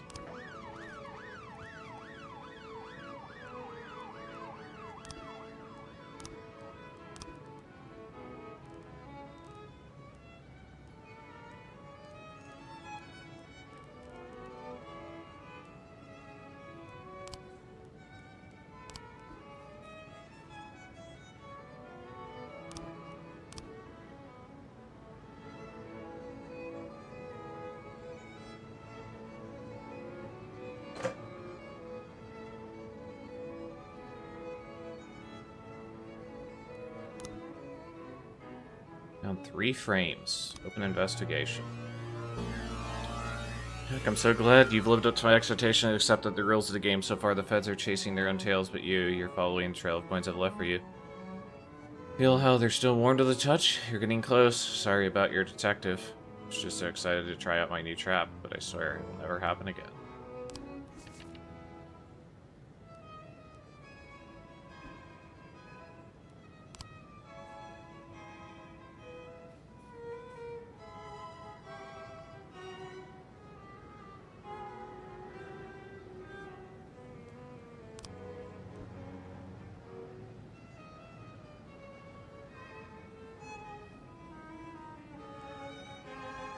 Anybody catch what the outcome was?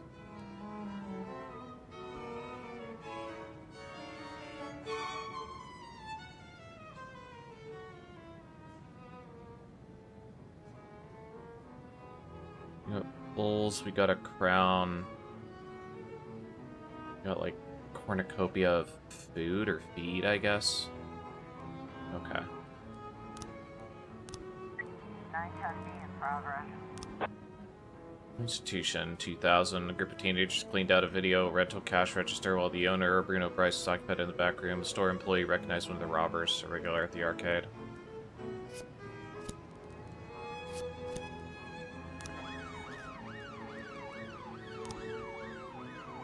Beatbusters.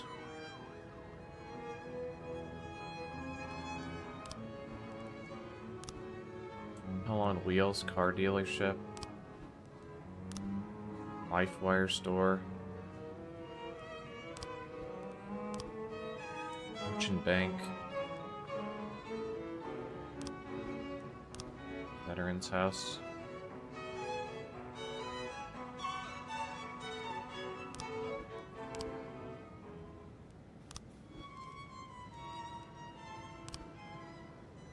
Fortune Bank might be the thing. Hard to tell.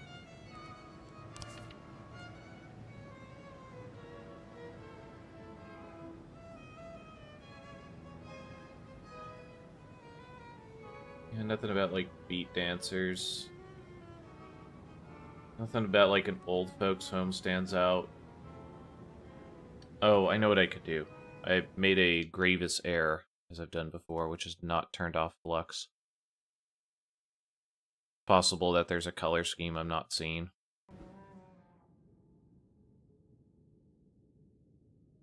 Yeah, I was thinking, like... Well, it's like food, it seems like that she's pouring out, but there's look like there's a crown as well. So, like, you could see that as a version of Fortune, I guess. What I'm trying to check is the color composition now.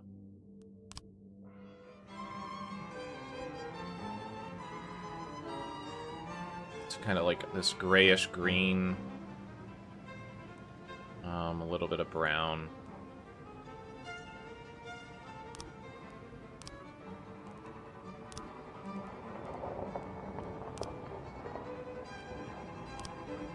Maybe.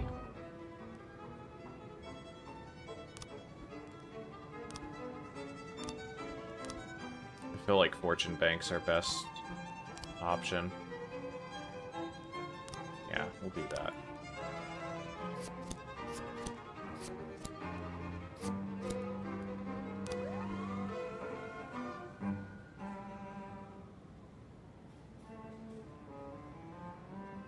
We've got a situation here. Means you're fitting the description of the offender playing alone at the arcade console. Confirm he's the right suspect.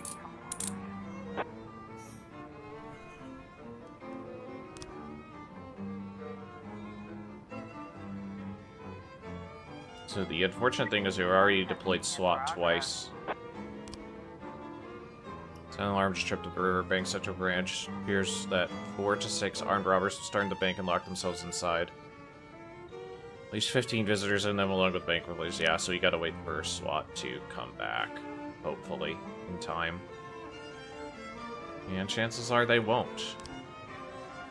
You discovered evidence hidden by the dentist.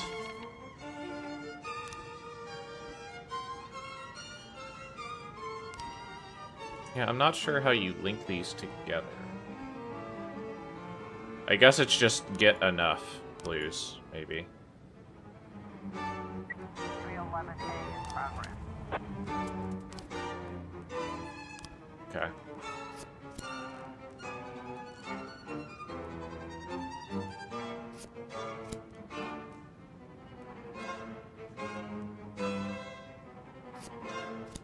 Time to sink or swim.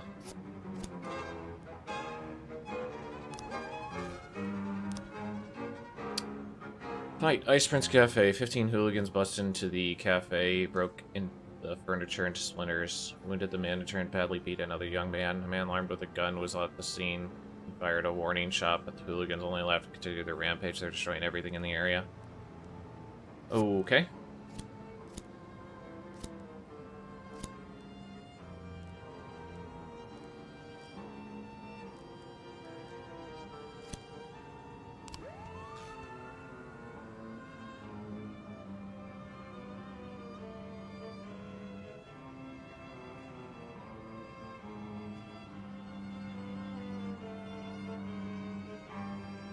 I mean, it may seem like that, but I've noticed a difference ever since I had started using it. Even if I don't, like, sleep as much, because that was kind of reported, I do notice that it feels like my eye strain is a lot less. Like, I'm able to kind of look at the screen for longer periods of time without having eye strain. The sleeping thing also might not have been a thing because I don't have, like, white light on my lamps, really. They're kind of a more yellow light coming off of them.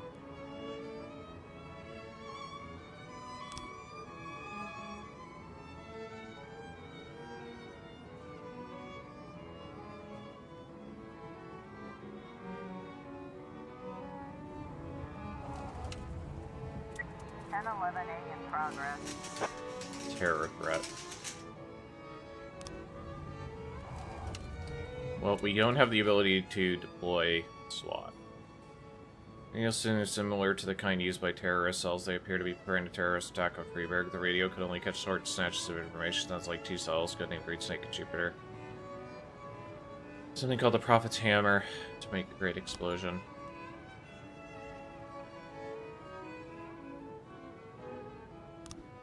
Well, time to send all my new cops in for this little death march, I guess.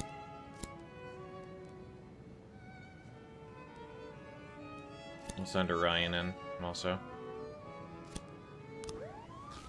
And we'll give it the best chance possible to succeed.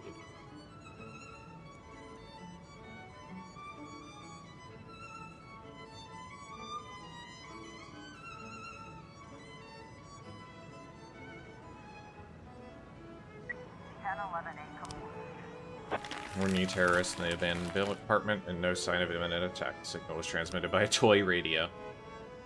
Alright. It's fine, we lost nothing. 1111B in progress. An investigation.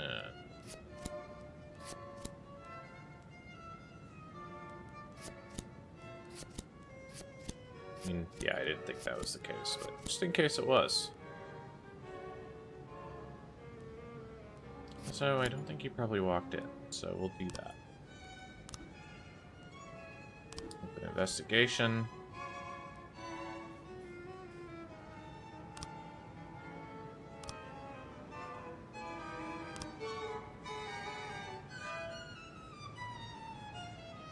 Yeah, the driver moves the boxes filled with product inside the funeral home. He does not.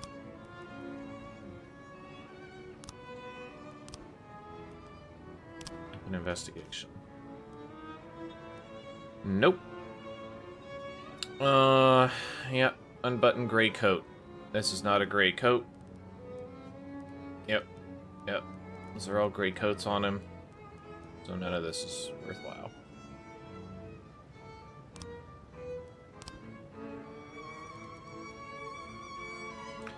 One of our small grocery store reports that teenage drug pushers are always hanging around the corner outside his shop. I'm tired of calling this, and you cops never do anything.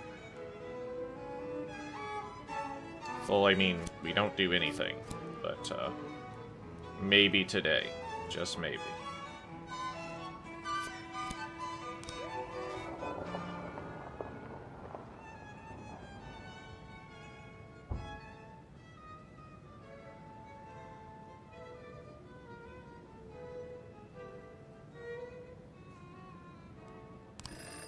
Following evidence. What kind of circus are you running over here? Tampering with evidence? Seems like your men aren't so loyal at all.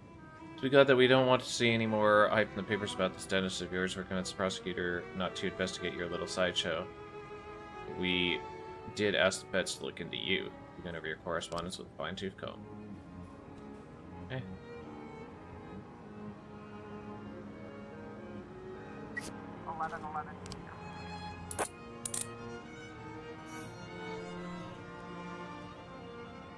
Found that cocaine.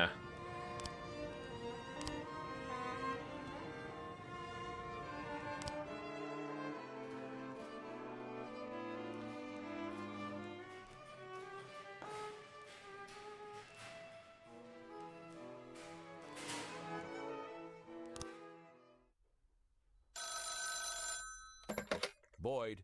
Well, finally, Jack. I've been dying to reach you these past 2 weeks, but I thought I should give you some time to recover your strength. How are you feeling? Better than ever, Mr. Sand. Touched by your concern. Well, I hope this doesn't sound too sentimental, Jack, but while you were laying in a coma, I thought about our last meeting many times. It was such a fascinating conversation. You said it yourself. You're a true hunter. No, Mr. Sand, it was you who said that. Was it? Well, it doesn't matter. What is important, Kendrick told me a lot about you, Jack.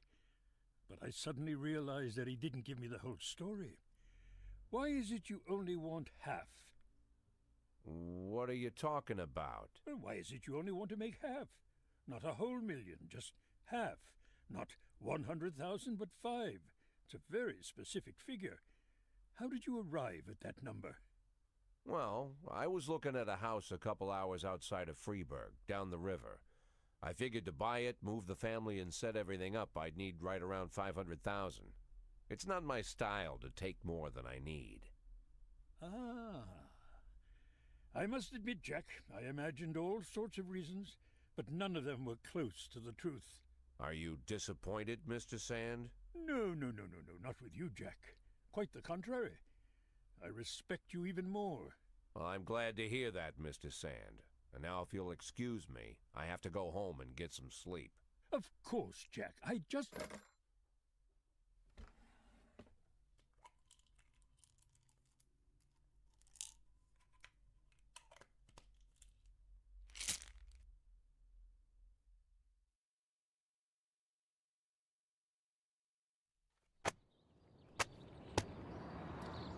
Five-year-old Pamela Cox, the latest victim of brutal murder. Mayor's favorite stripper found dead in his home. A giraffe is coming to the zoo.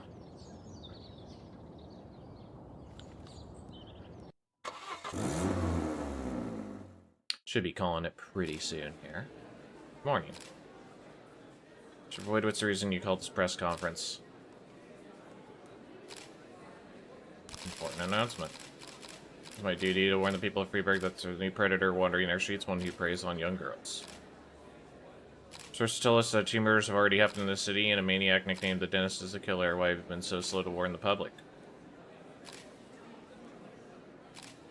Blame the mayor's office. Mayor told me not to rush things. He wants senseless panic. There's only one man can't the Freeburg Police Department handle one crazed loner.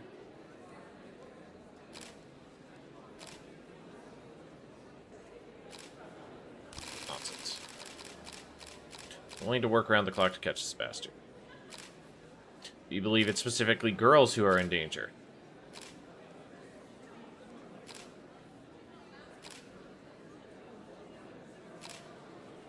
Caution can hurt. I would advise girls not to wear any provocative clothing and not overdo it with the makeup. Wow. You have any information about the identity of the killer?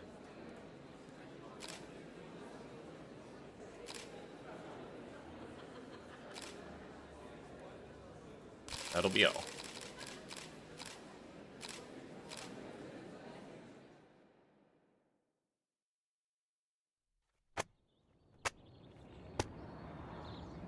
Green activists plant new trees in the park. Jack Boyd discloses no information about the dentist. Jack Boyd working 24/7 to catch a maniac. Oh yeah, the work is definitely piling on. Truth is, if I didn't have Palmer helping me catch this psycho, I don't know what I'd do. Yeah. What's up, You know, Highland? when he got here, And the stuff the newspapers are saying, is it true? What are the newspapers saying? The girl who was killed. She filed a sexual harassment complaint against the mayor? What about the other victims? Were they harassed by the mayor too? Well, it's hard to say. Is it true? So far, the mayor's the only thing we have connecting the victims, but only one of them filed a complaint against him, and she withdrew it a few days later. Someone must have pressured her, but it's hard to say anything for sure. But is it true? 2 Highlands. Do you think it's true? Well, let's just say it seems like it might be. What's the matter? The mayor raped me. Can you repeat that? The mayor of Freeburg, Stuart Rogers, he raped me. You heard me right. When did this happen? 4.5 years ago when I was just out of college. They gave a reception for us at City Hall. Rogers gave a speech, and there were a few other speakers, then dinner. I drank the champagne, it was hot out, the music was loud. I was feeling dizzy, so I went to take a breath in a quiet corner. I found a conference room, then a few minutes later the mayor came in with his guard. Rogers whispered something to the guard, and the guard left. I didn't have time to figure out what was going on. Rogers just walked up to me, grabbed me by the throat and squeezed, and then he began to rape me. This went on. It lasted about 10 minutes. Look, Lana, it would be very difficult to prove anything at this point, but You wouldn't have to prove anything. I have a videotape. A video? A recording from a surveillance camera, a cassette. The raping mayor, sitting in my closet next to Kramer versus Kramer. But how... 6 months after it happened, someone slipped the cassette under my door. This was the same time the city administrator, Mary Simmons, was dismissed. Quite a scandal, if you recall. I think that must have to do with it. Lana, don't worry about a thing. We'll use this tape and ambush the bastard. No, we're not going to do that. Lana, listen to me. You need It's been 4 years. Don't you think I've had time to think things through? I already decided I'm not pressing charges. Lana, whatever you've been thinking, I promise you, it would be better if No, it wouldn't be better. For the past few years, I've worked hard so that people would take me seriously, so they'd respect me as a professional. If I step forward now, I ruin all my efforts, my whole future, and I'll destroy my one chance to make this city better. I'll be a sympathy case, I'll be humiliated, and then I'll be attacked. And the one thing I won't ever get again is respect. Lana, you're talking about covering up a crime. I'm doing it because I know it's the right thing to do. Then you're a fool. Oh my God, I made a mistake. Just forget everything I said. Lana, Lana! Shit. Shit!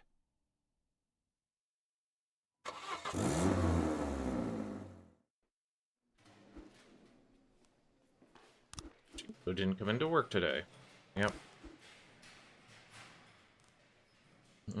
Son was in a car accident. Yeah, sure. No.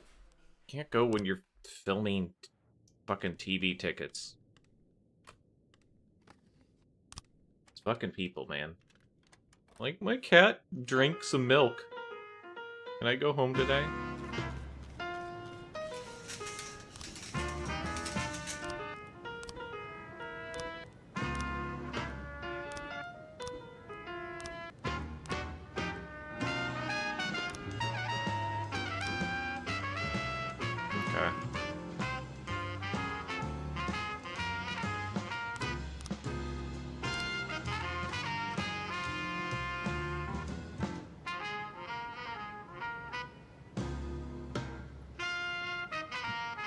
One thing I can say is, even if I can't sleep,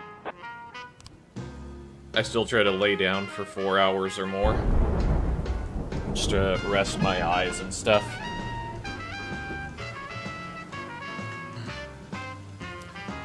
Peterson claims that the dentist is breaking into her apartment. I can hear him drilling through the lock. Have to hurry.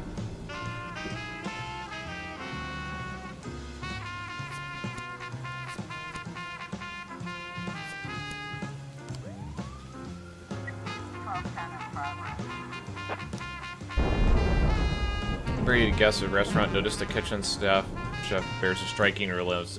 Oh man. Oh man. We're at this part of the game now. Time for a bunch of wild goose chases.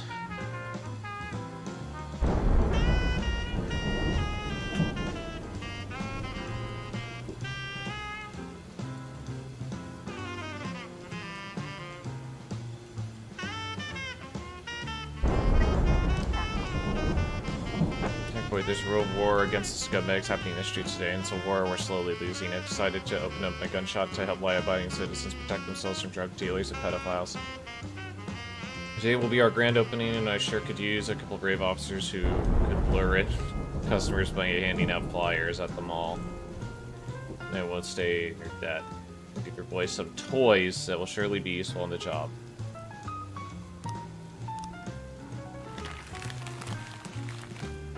Out front doing repairs. Anna Kalis was found in her apartment with her head caved in. Meat tendering, or meat tenderizer hammer. Let's do this.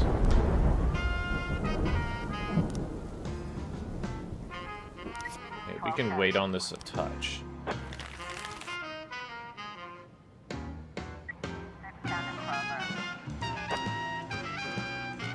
Schoolgirl reported that a scary man with a face like on the news touched her shoulder during the show and said scary things in a strange language. Yeah, no.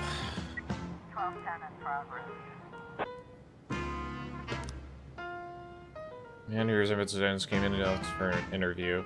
Friend signed a request for my phone. He's grinning at me and he wants to kill me. It looks exactly like the photo in the newspapers. No.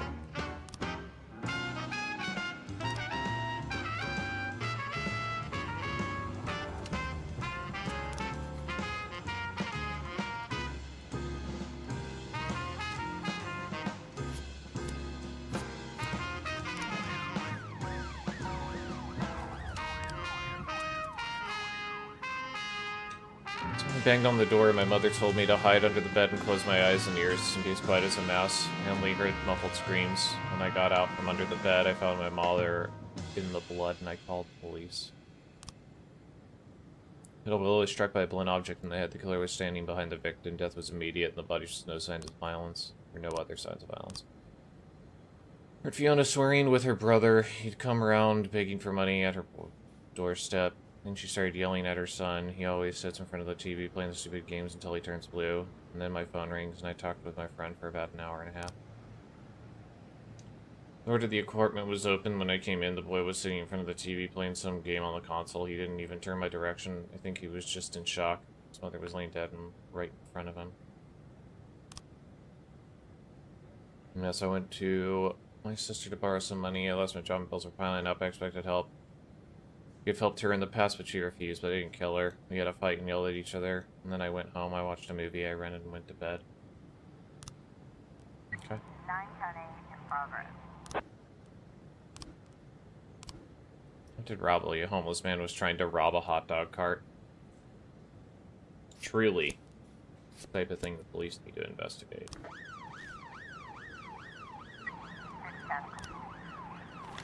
Man was not a serial killer, but a mild-mannered foreigner who asked the girl to be quiet during the show.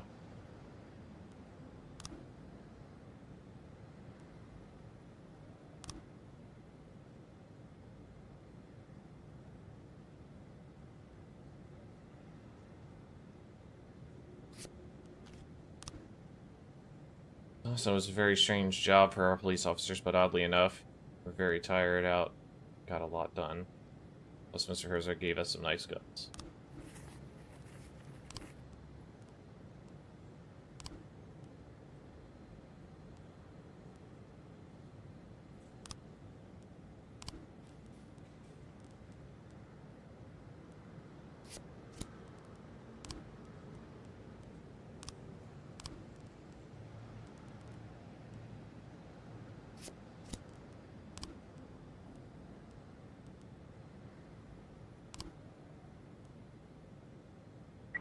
1210. Officer on scene. Looks like we have Someone said the homeless man grabbed the money from his till and quickly disappeared. Order hot dog. Yeah, it's the neighborhood. 910 complete.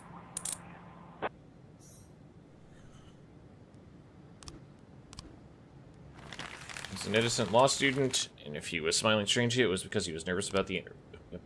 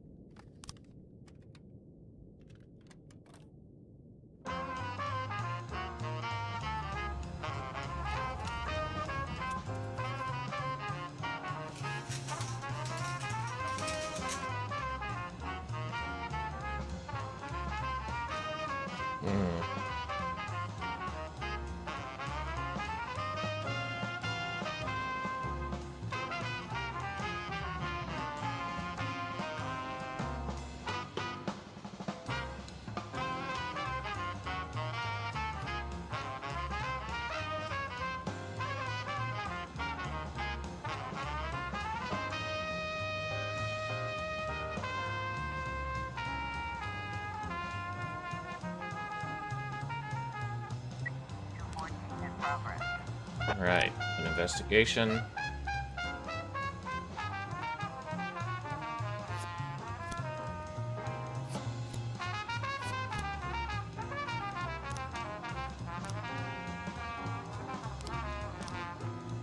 Public indecency. Cemetery caretaker Henry Tipton reports a young couple is having sex among a number of aerial tombstones and making disgusting sounds.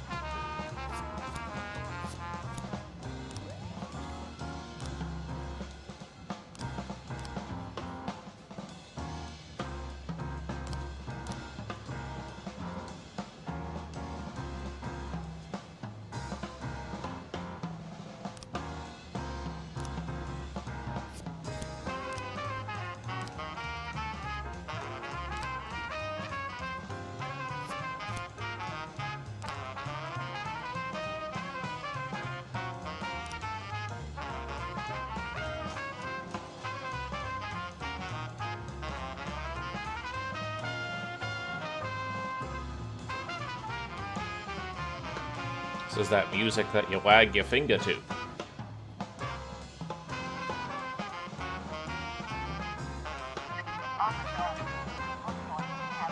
Indecency Cemetery. There are indeed naked people laying among the tombstones. Shoot the criminals with the stun gun. Off loudly. The man jumps and quickly shouts police and turns tail.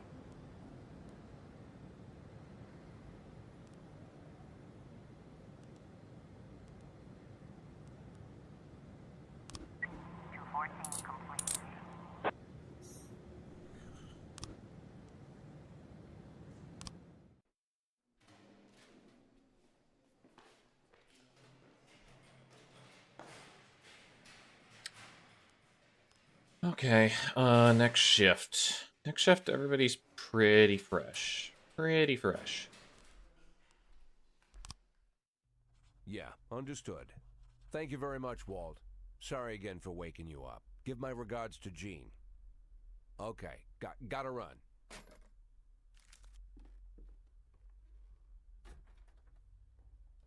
Hey, Martin, wait a minute.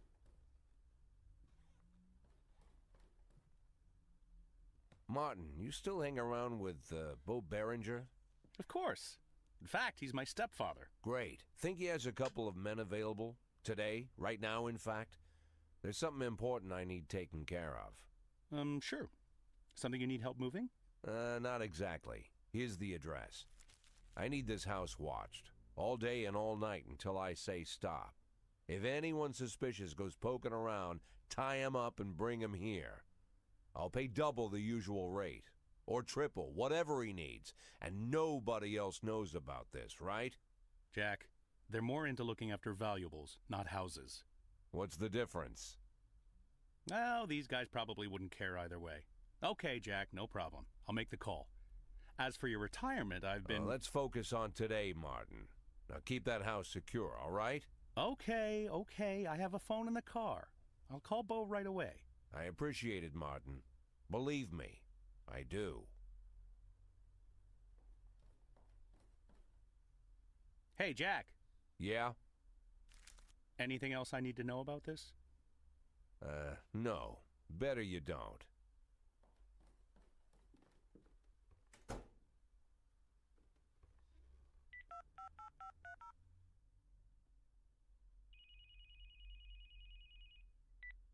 Hello? I'm an addict. Please, I don't want... Listen to me, Lana. I really am an addict. For 20 years now, give or take. I've been lying to myself that I'm in control of the situation, and sometimes it really seems like I am, but sometimes in the more desperate moments, I become completely dependent on the pills. And it's just dumb luck that I haven't killed myself. Or someone else. More than a few times, I've come pretty close. I've been stoned while I'm driving, was even stoned once during a firefight. I've been on drugs while I made decisions where dozens of lives were on the line. When I'm overworked, I need the pills. That's my problem. Man, he's really open about this. But I always knew that if I admit my weakness, if I start talking about the problem publicly, if I go to rehab, then I'm already as good as retired. They'll take advantage of the scandal and get rid of me forever. It doesn't matter all the good work I'm trying to do at the police department. They'll just bury me. So I'm keeping my problem a secret, at least until I can retire. I have to. I know it's the right thing to do. You realize, Jack, this is the first time you ever called me? What? You called me this time. I thought you were just waiting for me to stop bugging you, but now you called me and you opened up, even though you didn't have to. Maybe you're stoned? What? No, I'm not stoned right now. Well, Jack, I guess you need me as much as I need you. I need you more than you need me. Now I know you're stoned. Lana, You were... I heard everything you said, Jack. I understood everything just fine. You don't need to say anything else. Right, exactly. Say no more.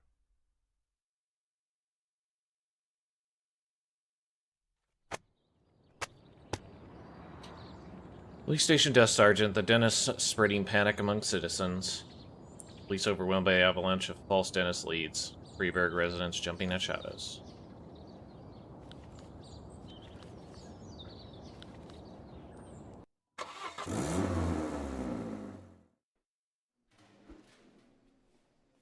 Is up all night reading? No.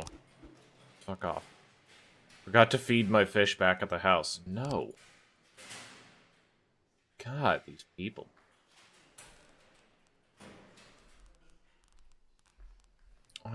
Let's get...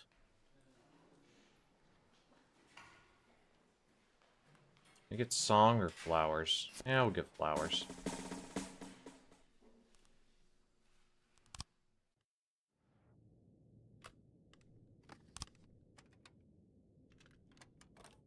Alright, we need to reassign some people, though.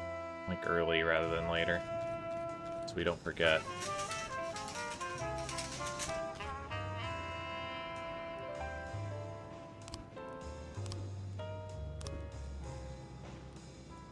Shift A is filled. We could probably use a couple others on the other shift that are decent. Do Shift B. And move to Shift B. No, we can't move that many because these two are still learning the ropes, but moving one over, probably a good idea. Okay, Shift A. Let's see if we have the ability to send people. So, Davenport, Skinner, Vickers, Boos.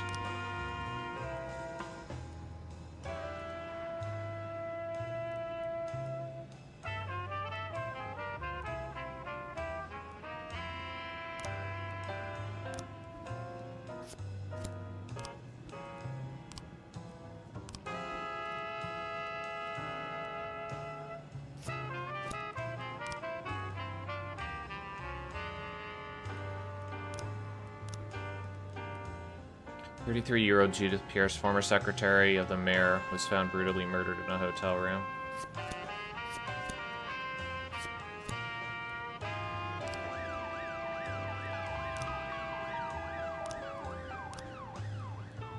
Okay, hire one more detective.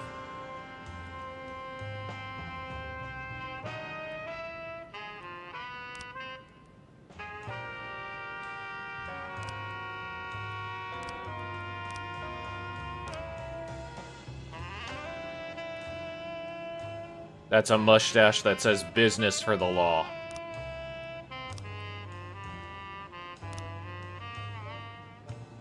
That man spits out law. And consumes justice. Attempted murder. Woman claims that she was just in the park when the dentist was chasing her, even heard the sound of a drill, but his eyes flashed. That's not. Yeah, no.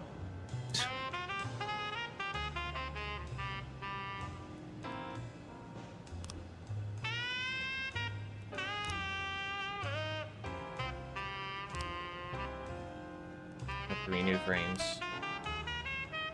I had no choice but to give the frames to the feds. Oh, because I didn't get rid of the guy.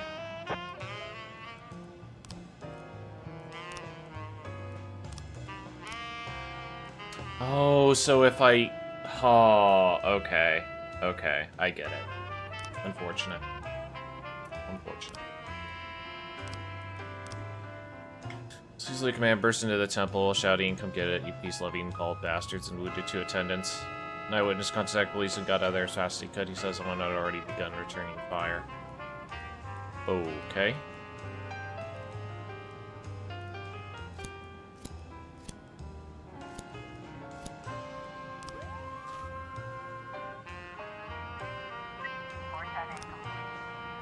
Dogger wearing reflective glasses at the park at the time, and there was drilling sounds coming from the nearby construction site. Someone noticed a strange man through the window carrying a drill. He looks just like the... Hey. Okay, this is a false positive, but if he's just carrying a drill, it's kind of weird. So, I mean, I guess I maybe should send somebody out there. Because, I mean, if he's just carrying a drill for no reason, that's kind of weird. And I think that one was close. Because I have to come to the conclusion that, like, some of the, like, the 1 in 20 is actually going to be the killer, right? But then there's probably going to be 1 or 2 that are actual problem people that aren't the dentist, but still criminals. In the center of the temple, there are 2 wounded monks, and there's a wounded old man moaning in the corner. He's dropped his gun near the monks. There's a trail of blood stains leading out to the left.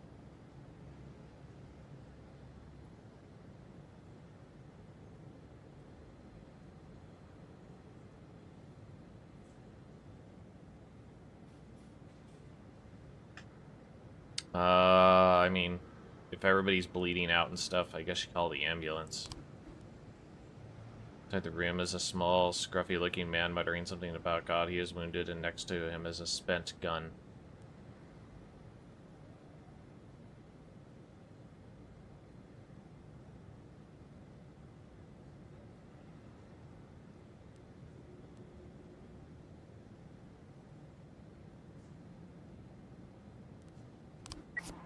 Testing complete.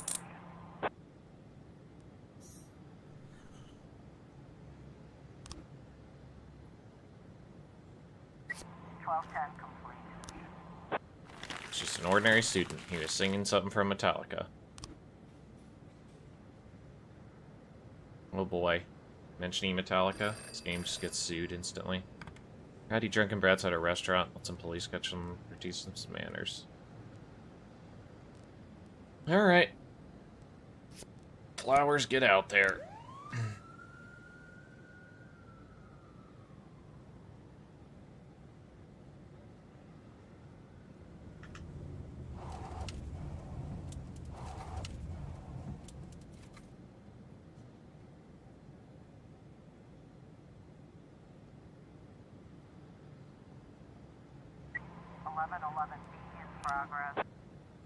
The city dump, his eyes on a meeting between two gangs, apparently both from Eastern Europe. The leader of one of the gangs is trying out a pack of white powder. Counted 4 cars.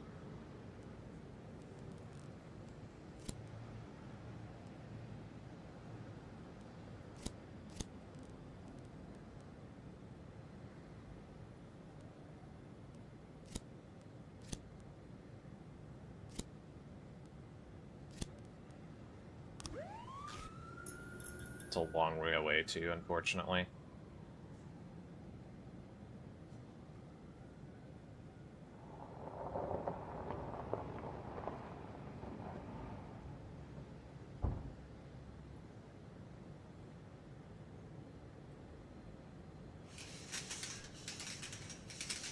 Looks like we have a situation here. Some have already started shooting at each other and haven't yet noticed the police presence and are behaving like madmen and firing in all directions.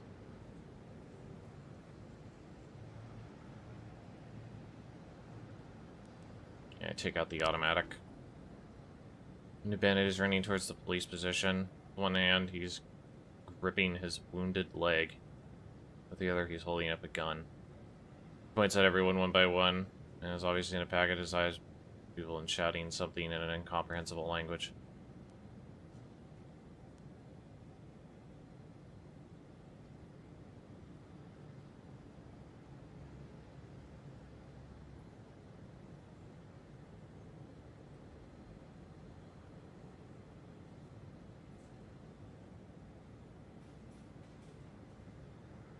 Shoot. He's got his gun in his hand.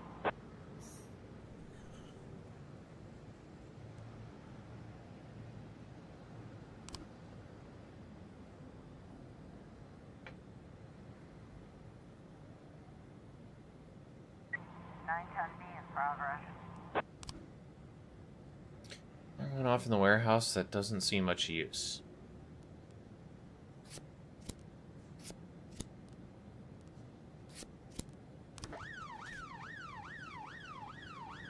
Could be a false alarm, but the warehouses tend to be some of the most dangerous encounters, it feels like. Thanks to a tip from an informant, we've learned that a large shipment of imported alcohol, which was stolen yesterday from the port, is currently located at an abandoned house in the suburbs, where it's about to be split up and transferred to smaller sales points. At least 5 armed guards at the house. Okay.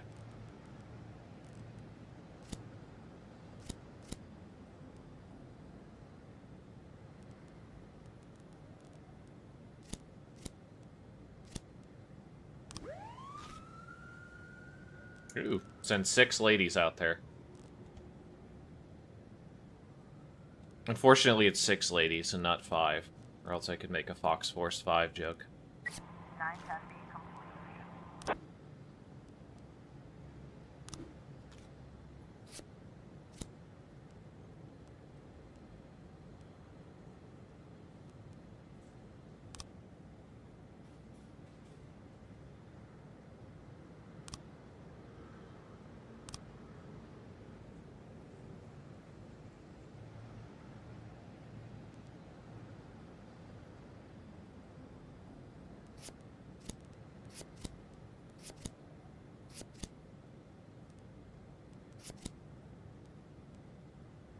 Okay. Alright. This is unreliable and quiet. His job is to distribute the drugs. Cocaine is stored in a metal urn, normally used for ashes. Okay. The office is open from 8 a.m. to... it's brought through the main entrance after closing time.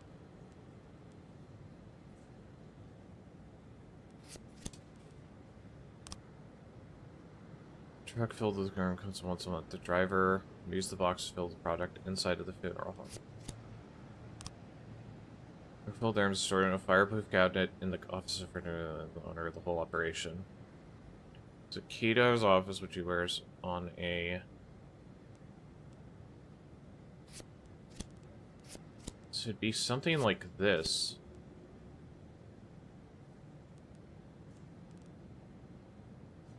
Stored in a fireproof okay. Stored in metal urns. Okay.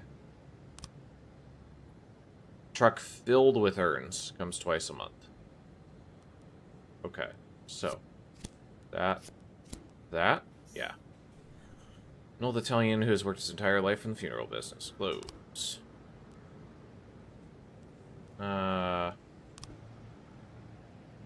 Greek poetry spends every free minute reading.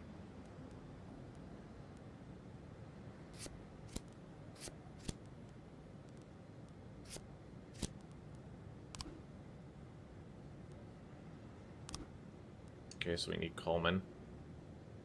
It's on the other case. Okay. No new frames. No new frames. Place is abandoned. Apparently there's a short in the alarms electrical wire. Sure. Situation is worse than we thought. Okay.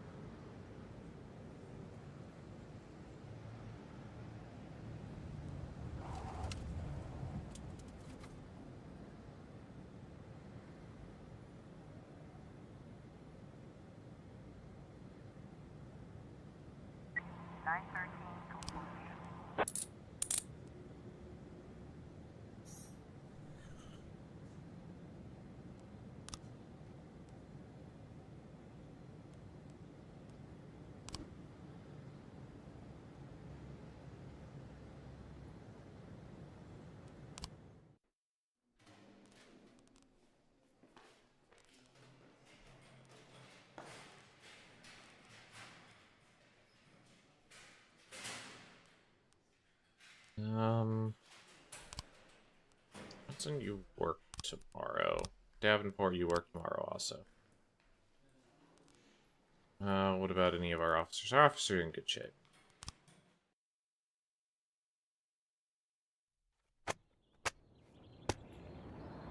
It just kills former secretaries of Mayor Rogers. Former Secretary of Mayor Rogers brutally found murdered. 33-year-old Judith Pierce becomes third victim of the dentist.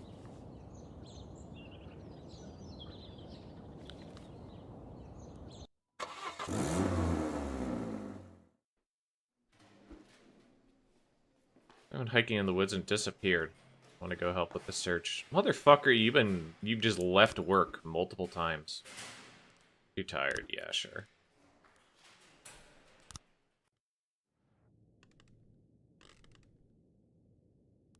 I think I bought everything in the catalog. Yeah, okay.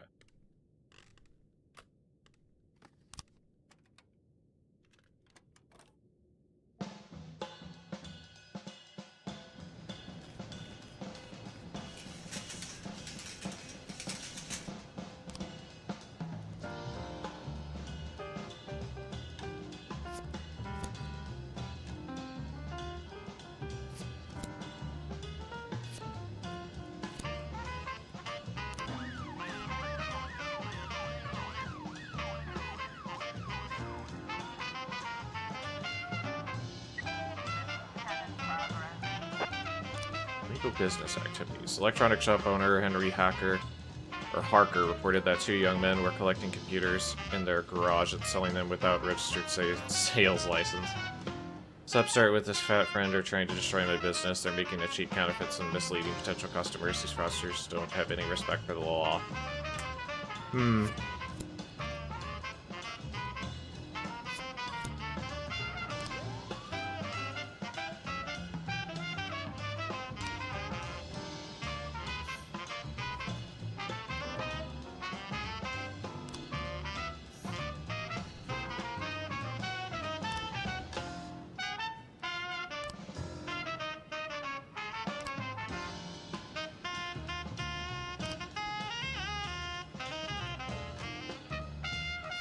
If we're gonna hit the crime family head, we want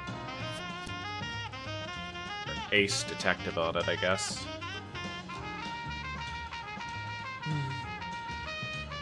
Actually, do this.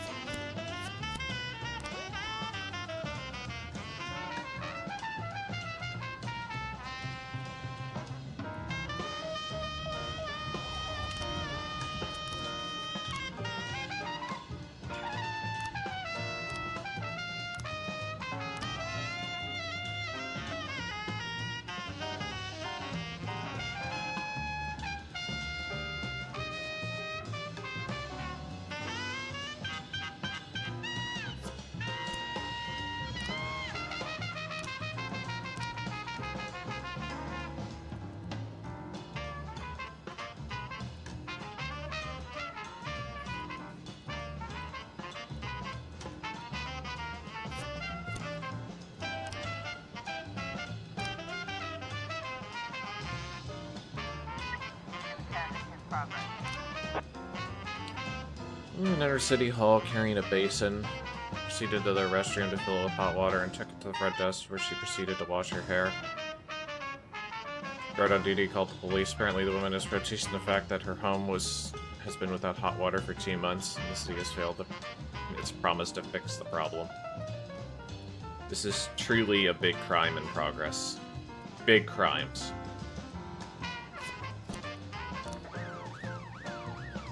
Officer on scene. Looks like we have a The guys are doing some work that's making a lot of noise. No one answers the door.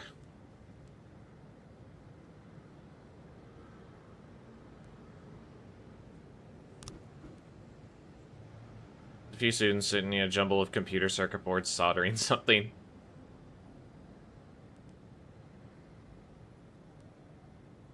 What's going on here? 1510 complete.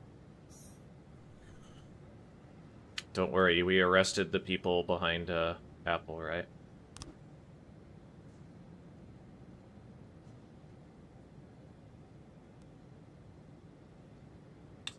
Investigation has started. Federica Laterza personally oversees every incoming delivery at the port. She doesn't go anywhere without 2 bodyguards.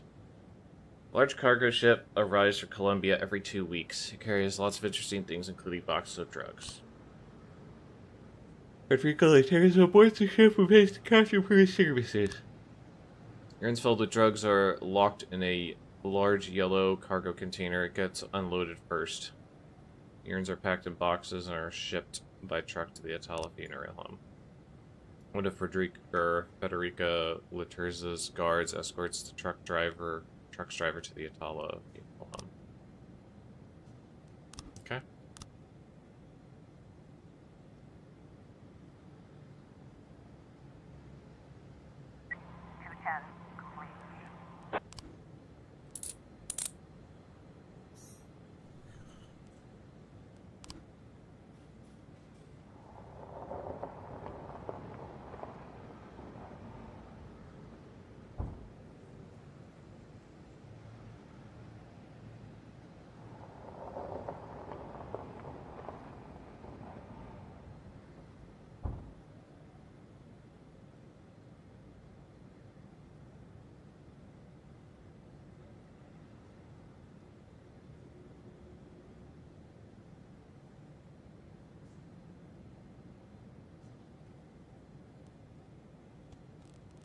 Quiet day. 415 in progress. 1111B in progress. Suspicious worker carrying a drill dangerously closely. He pulled his helmet down over his eyes, so I'll never forget the face. I knew right away. I recognized him. He stands. He looks like he's about to jump out of the road and start drilling people right in their cars.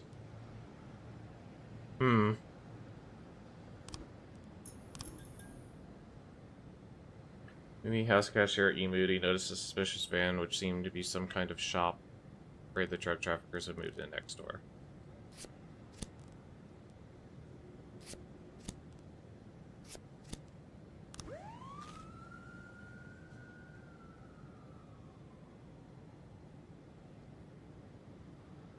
We haven't gotten the most interaction during this time frame, so we might actually send someone down here just in case. 412A in progress. Assault. Trucker grew furious. They discovered a dead cockroach in a sandwich. He grabbed the waitress by her hair and beat her head on the table. The Roadhouse's hostess called the police. Hurry. Soon he'll be coming for me.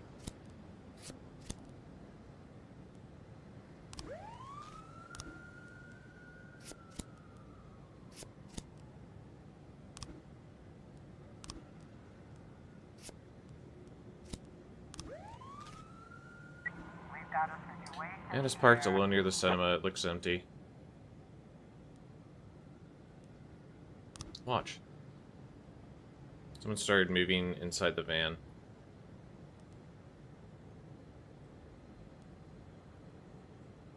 Don't move. 1111B.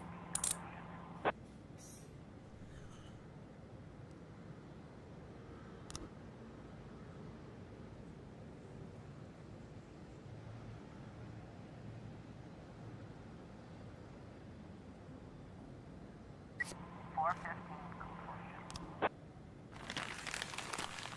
Walker was repairing the road and wasn't threatening anyone. 610 in progress. Woman's on the phone claiming that the person sitting at the table next to her is a terrible maniac from TV. Aaron was staring at his feet and carrying a work bag on his shoulder and showed the contours of Trill.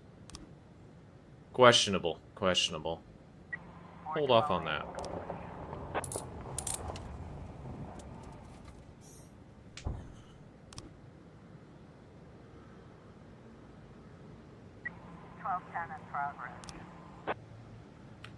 Strange taxi driver brought me home one night and then stayed parked outside my house looking at my windows. I'm afraid it's a maniac who comes trail at night. Yeah, I mean, that's more credible than some things. And we're running out of deployment time. So...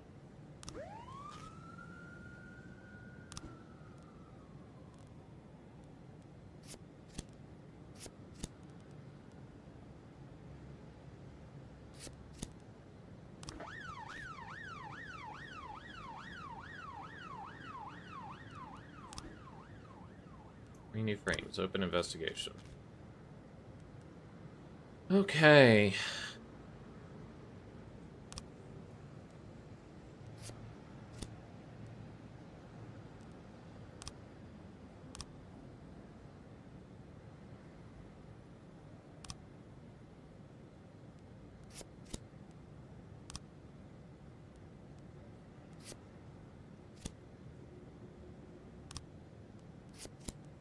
Something like that. No new frames found for the arson.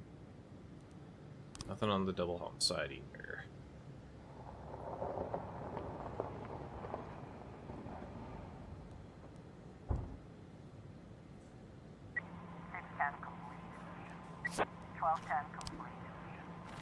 Taxi driver was taking his break and enjoying a sandwich he brought from home. There's no drill in his car. I was coming home from his work at a factory, yeah. Bag he's carrying holds only a change of clothes and a lunchbox.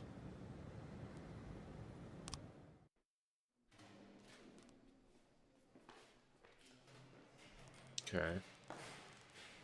We're looking good on that shift as well.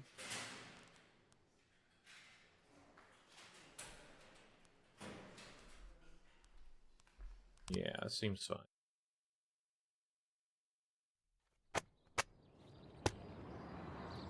School bus crashes into candy store. Drunken firefighter soaks pedestrian with hose. Christopher G. Sands Ice Arena hosts book fair.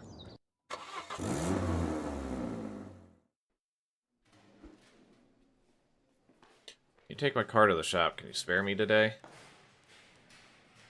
Yeah, but come tomorrow. Sure. Grants a good egg.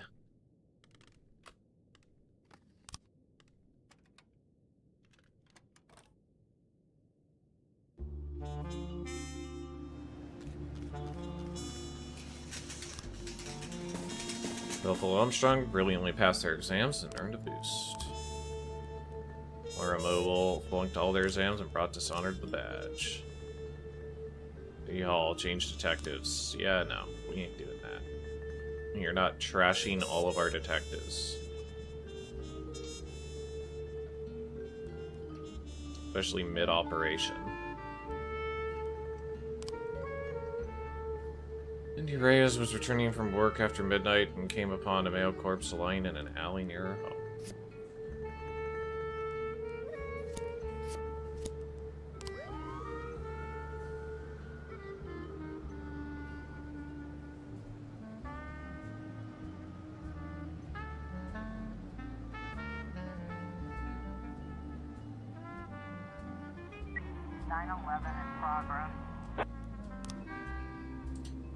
Well-known porn actress Betty Billy was caught shoplifting underwear. She's swearing the stolen items and refuses to remove them or pay. I see.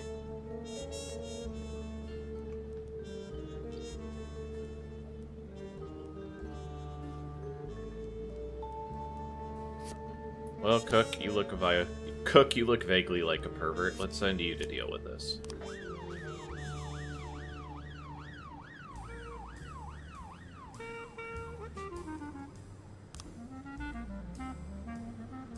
Right hand has been severed and there's bruises behind the knees, 3 bullet holes in his chest, and a lot of blood around the body. I didn't recognize him at first, but it's my neighbor, Edgar Sanchez. I often met him with a tough, dangerous-looking woman. We're always fighting loudly. I remember she was ugly, with a tattoo of an AK-47 on her neck.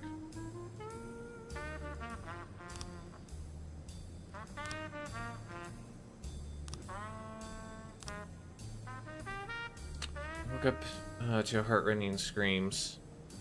When I got out of my box, everything was quiet. I only saw a man from behind. He had a gun in his belt. He got into one of those expensive cars. He looked like a man, but he had long hair, so who knows about this prick. God. The other day, I saw Edgar Sanchez arguing in the street with some weird guy in a hood with a cane. I poked Edgar in the stomach a couple times with his cane, and I thought about calling the cops. But they just shook hands and went their separate ways. Sanchez always paid his rent on time and in cash. Though I don't think he had a job, I think he was into drugs and maybe something else illegal. I was separated from the body while Edgar Sanchez was still alive. The smooth edges of the wound indicate that it was inflicted in one swift motion. Bruises in a hard object like a nightstick or club. Apparently the culprit first forced his victim to the ground. Okay.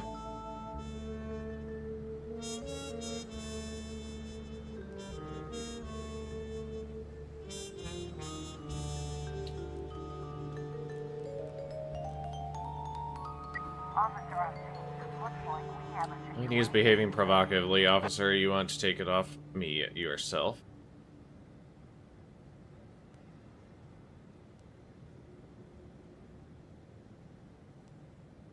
Put the porn actress in handcuffs. 9/11.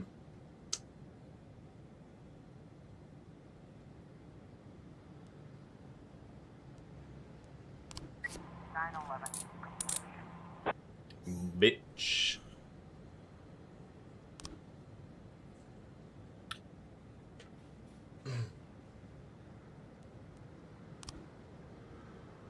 Jack, old friend, Police Academy staff have come down with the stomach flu, and a huge influx of new recruits is coming in. We just don't have the manpower. Help an old friend out. Send me 5 smart guys who can help me organize everything and start up a program. That's a lot of fucking people.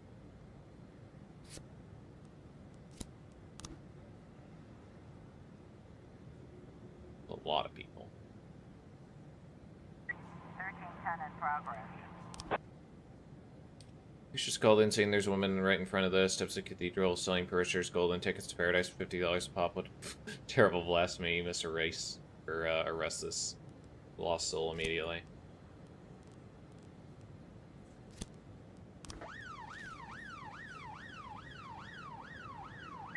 In progress. Homicide. Turner saw a young woman pushing her elderly wheelchair-bound husband to the deep end of the pond. Doesn't sound like a crime in progress.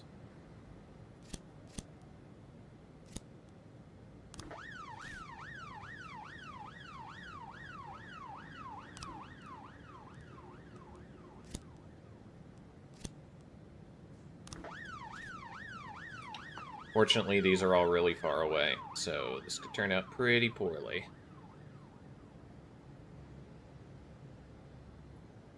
Looks like we have a situation here. When standing on the steps of the cathedral, a long line of people are wanting to speak with her.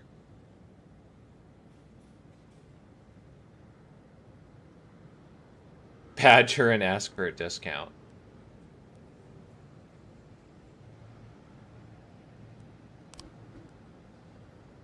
Rip yells out police and throws the rest of the golden tickets in the crowd, then runs away. A crowd of people are trying to grab more tickets and are hindering the police.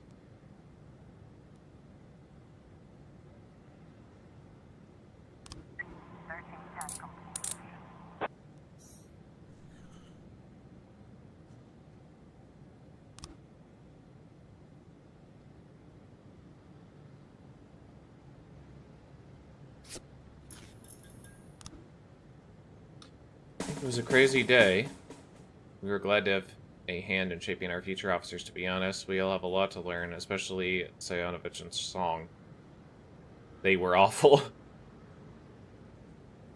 The captain even forced them to stay behind for retraining. 410 complete. Oof. Escaped with 2... So, a double-ranked officer and over 700. Like, okay. Well, that woman's dead. Or rather, that person killed the person by pushing them off the pier or whatever. 113A in progress. Holding a woman reports 2 men in business suits circling a car in the parking lot trying to get in. Woman repeat the conversation she heard. What do we do now, genius? Break the window? 311B in progress. Concert drummer for a local metal band, Plunger in the Desert, became offended by some shouting from the crowd and in a rage threw his bass drum into the audience. Some fans suffered injuries while others rushed the stage to retaliate. Okay. So that needs to get done.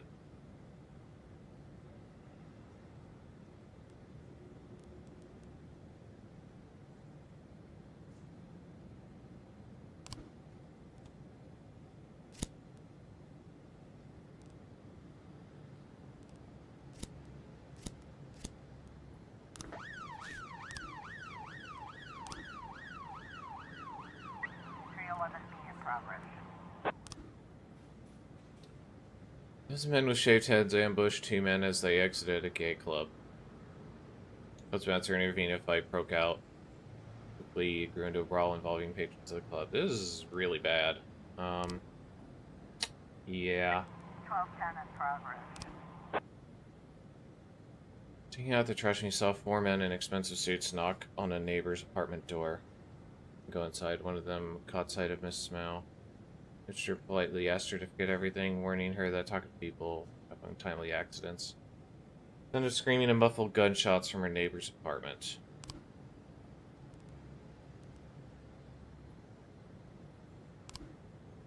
I think this is fine.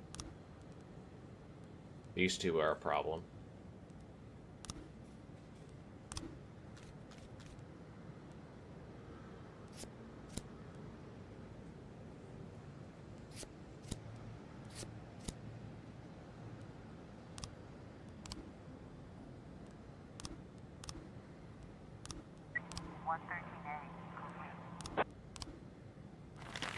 Turned out to be the vehicle's owner who had accidentally locked the keys outside or inside. Yeah.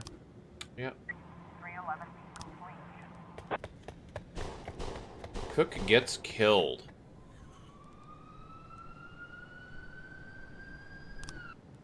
Okay.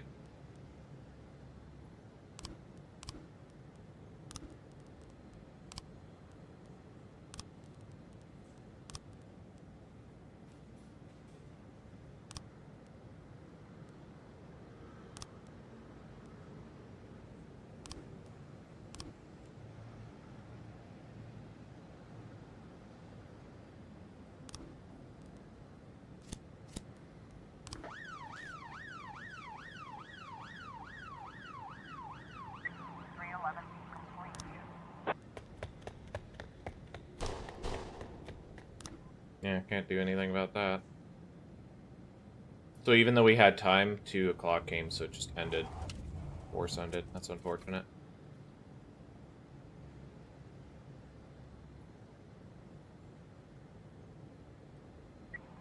I was trying to raise 10-1, Sergeant Hot Spot. Time to work overtime.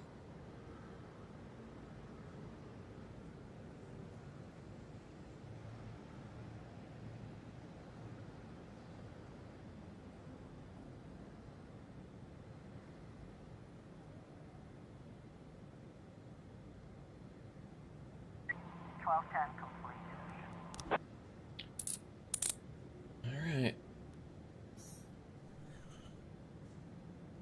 Cocaine found.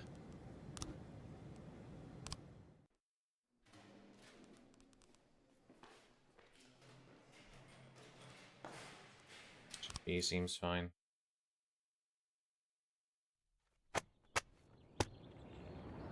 Weatherman predicts coldest temps in city. History, school textbook, cost rise 50% this year. Municipality allocates $2 million for airport reconstruction.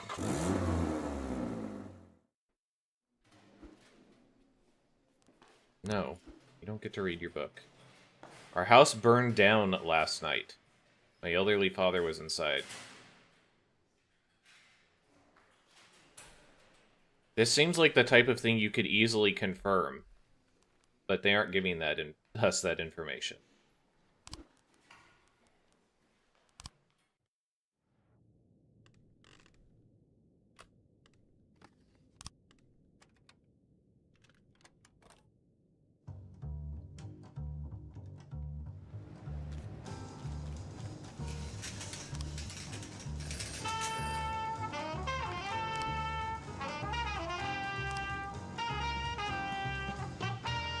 Year-old Veronica Larson, manager of the Octopus restaurant, was found brutally murdered in her apartment. Okay. So let's get...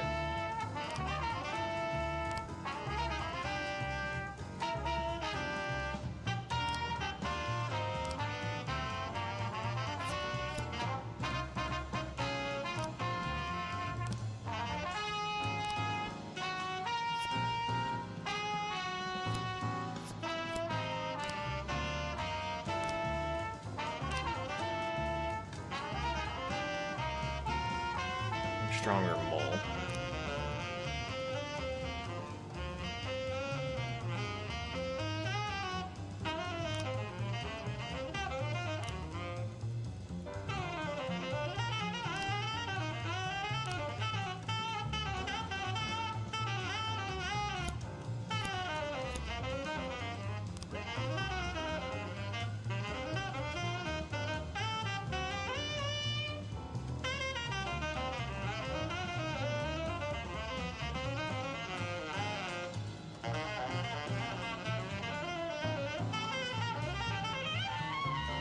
I think today will be the last day that I do.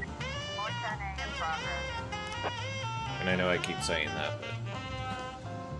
Dennis is drilling his teeth with such fury that the man had escaped, or had to escape and flee from the office. Wearing a mask that they wear, but I recognize the eyes the same as the dentist. Yeah, no. Fucking weirdo. Reframes.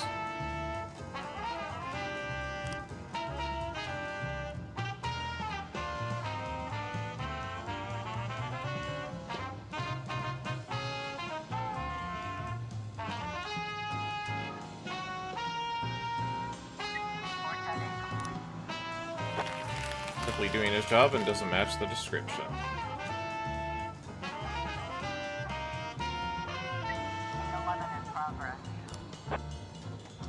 The woman just called in saying that some strangers are trying to break into her door.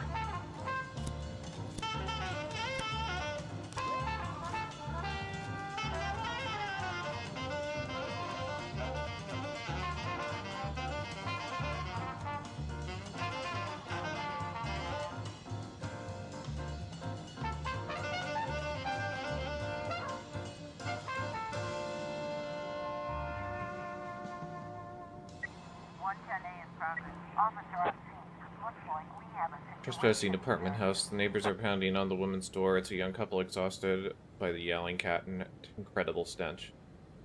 Yeah, she has 50 cats in there.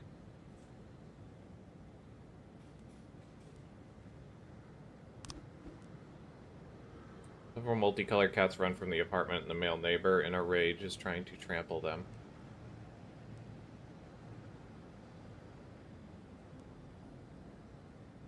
Catch the cats and snuggle them.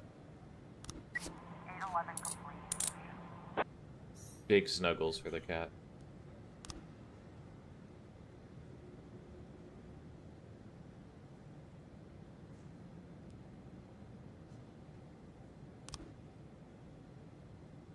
Biker crashed into a car that was driving through an intersection against the lights.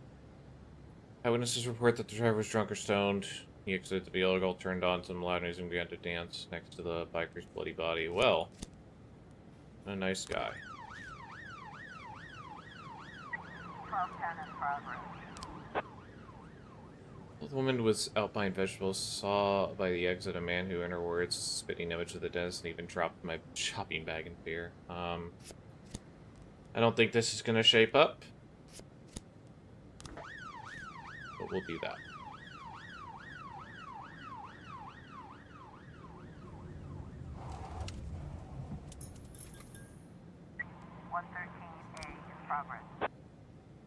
I saw hooded men trying to unsuccessfully open a car door in the parking lot. He's swearing loudly and nervously looking around. This is a false alarm, I'm almost sure, but...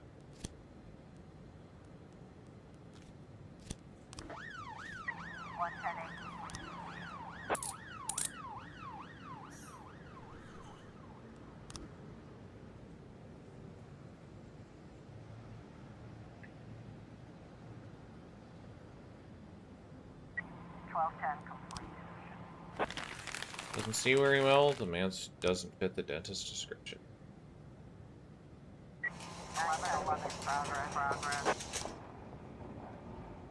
Held him by the sound of his voice is clearly shaken. I saw my cows were gone, so I ran out of the field yelling for them. They were nowhere to be found. Then I looked up and saw a UFO hovering in the field. Okay.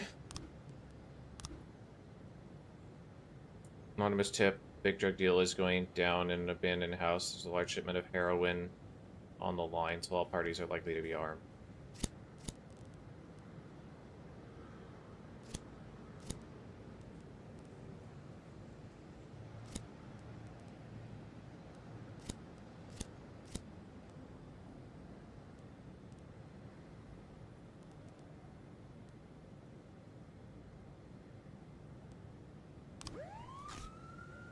Time to get everybody killed. We've got a situation here. Man is still messing around with the car. He breaks the window out of the driver's door and climbs inside.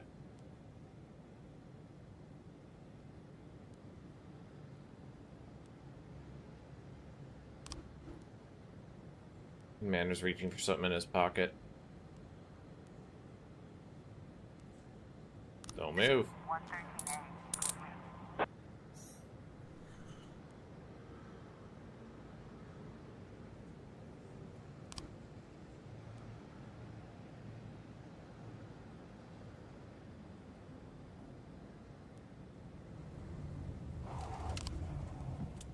Can send him on the wild goose chase for the Alum Owls. 3 officers for the Alum Owls. Jones camp counselor named Roland Slayton reports that 3 young girls in creepy costumes and masks are frightening the children. They were already on edge, having read each other's scary stories, and now they run off into the woods. About 24 children are currently unaccounted for. The girls in scary suits are running around chasing them, and they're scaring everyone to death.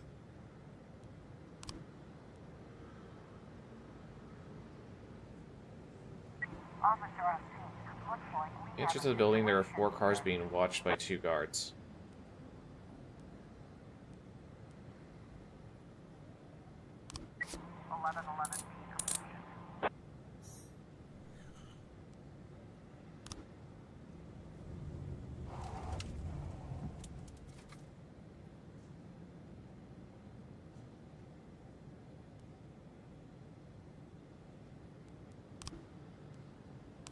An investigation.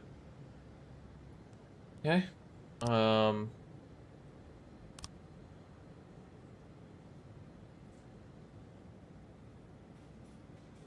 Yellow cargo container, so not that one.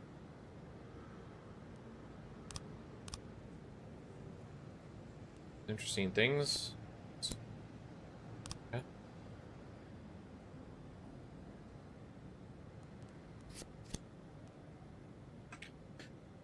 Okay, so ship comes in.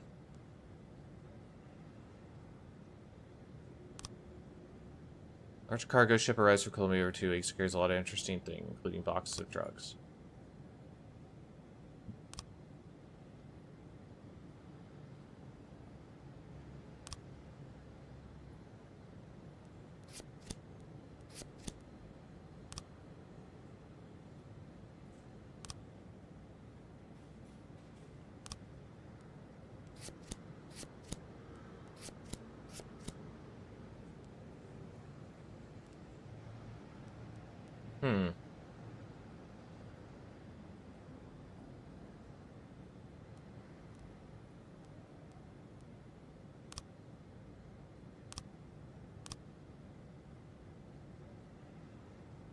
Okay, so it's the yellow. Okay, so it does have to be yellow coming off of it. I was thinking that the cargo container might have been swapped, but no, it's yellow. So that's our main change. 910B complete. Overworked farmer mistook the bright colored kite for a UFO. Cows were peacefully munching in their hay in the stall. The farmer's son had led them into the stables and forgot to tell his father. Okay. Give it just the slightest amount more time so that we can fully deploy.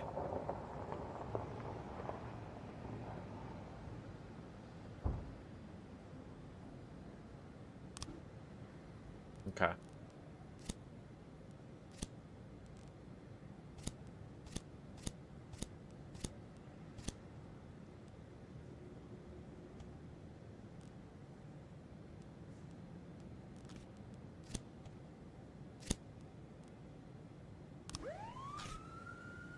Send them all in. Hopefully 3 points.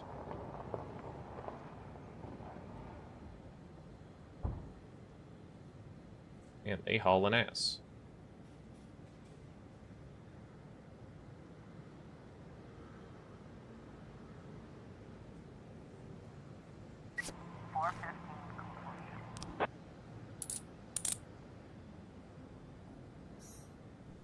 Nice big gains for everyone.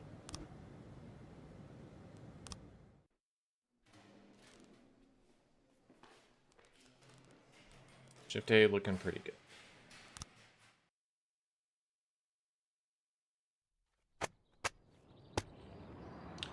Mayor Rogers displeased with police department. Brutally murdered Veronica Larson, once favorite restaurant manager of Mayor Rogers, 40-year-old woman, the latest dentist victim. City Hall, kind of mad at us. Kind of mad at us. Okay, do I have anything to resolve first? If I need to resolve something, then I'll do one more.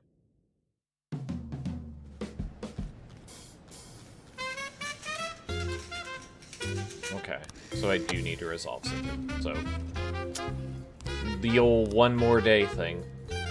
Alright, Davenport fucked up. Holman did good.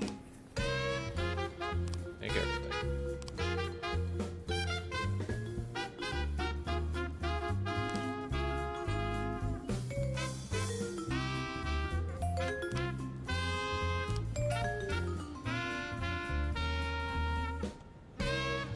Vasquez hanging out there.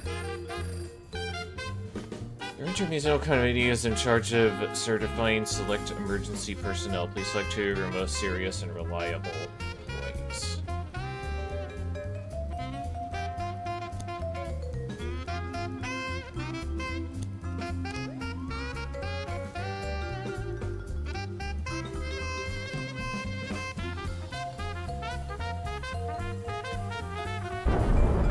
Somebody is having sex with that sax.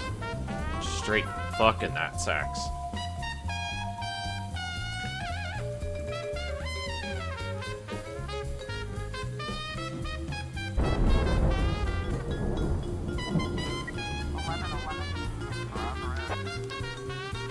Police received an anonymous tip that the Dirty Harry dry cleaners front for cocaine.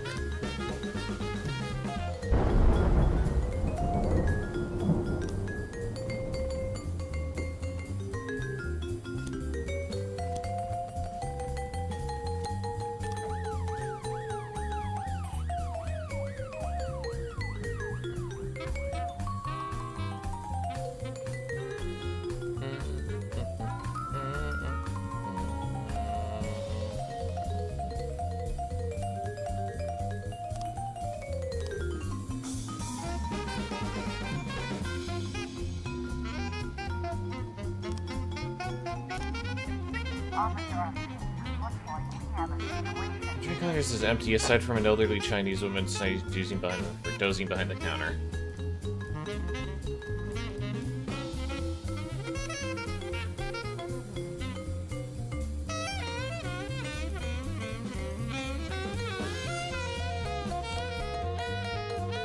Chinese woman wakes up, sees the cops, and starts shouting. Pulls out a shotgun from the counter.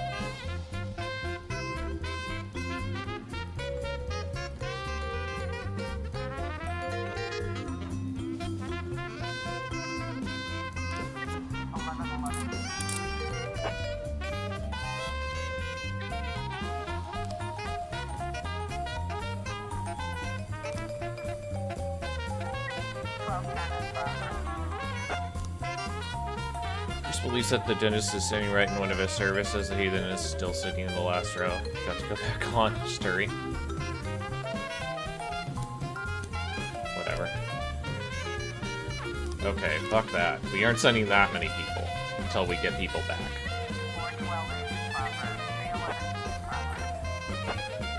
Massive fight at the beach.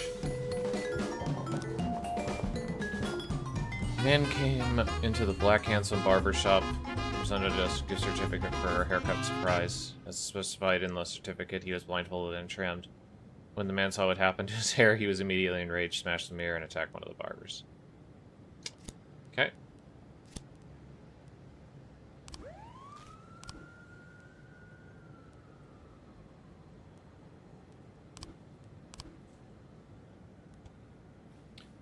A woman who came to the beach to swim with her 2 grandchildren lost her temper at 2 girls who were sunbathing topless. The lady started with a number of nasty comments. When they were ignored, the woman began to beat the girls with a switch. Yelling, shameless, shameless. 2 men stood up for the nudists. Soon several others joined the fight. Well.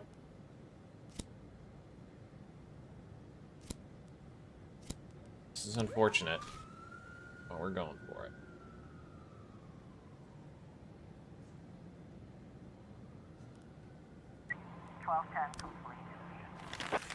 And who police believe his dentist was just a regular parishioner, Mr. Sunders, who had simply changed his hairstyle.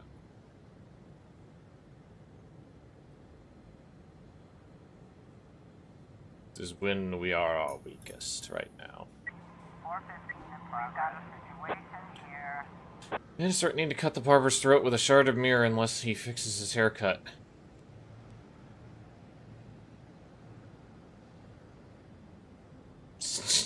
Down in a chair and ask for a free trim.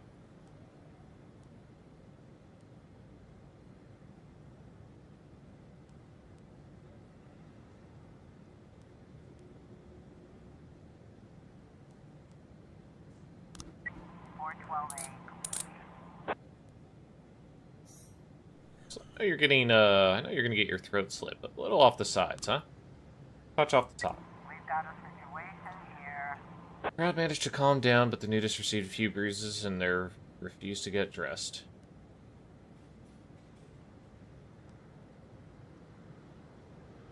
Silently watch the naked women's breasts and smile. Yep. Get out the handcuffs. Someone shouts from the crowd something about shame and sin, and the fight starts up again.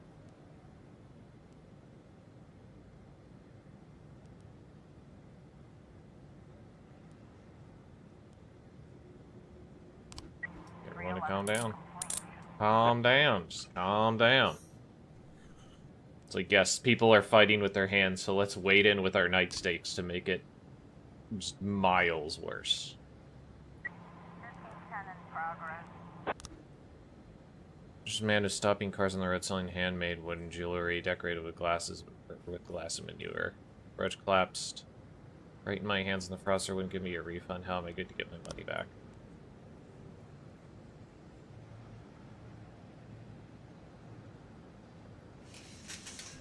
We gotta wait for people to get back here.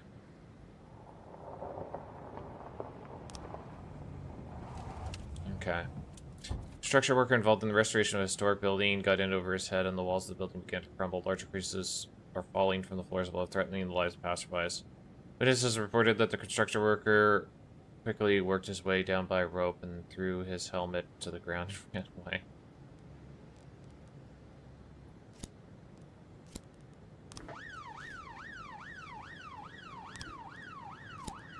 It was kind of low end, so... We still got 3 people in SWAT. We need it. Probably get 1 or 2 more calls. 1210 in progress.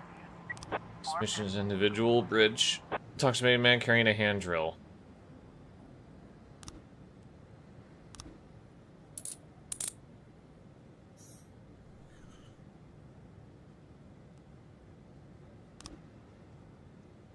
You would think that, like, when people hear about the well, so if it's like this well known that the dentist is carries a drill or something, you would think people would stop carrying around drills just on their person.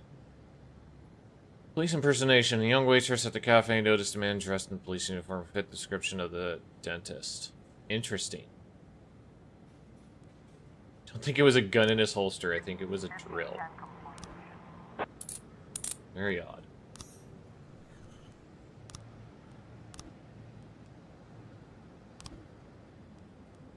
Police impersonation, though, is a thing. Okay.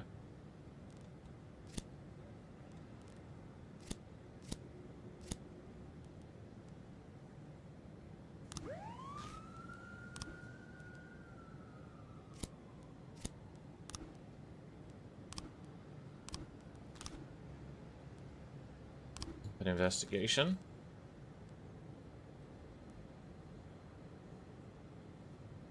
A lot of blood on the body. Dangerous looking woman.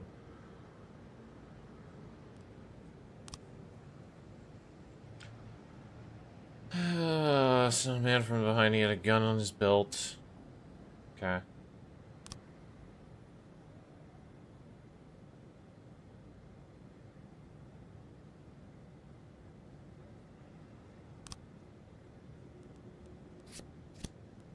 Something like this, I guess.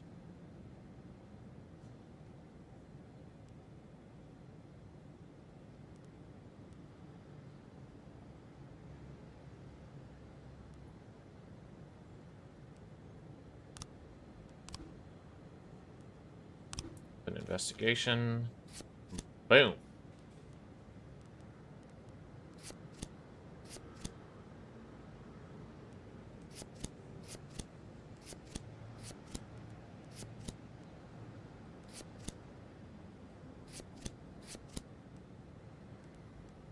This feels like we have everything here.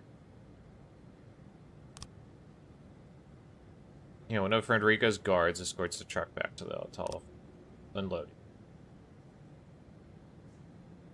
Gets unloaded first. Yep. Boards the ship and pays the captain. Large cargo ship arrives from Colombia over 2 weeks. Yeah, so... what's the problem here?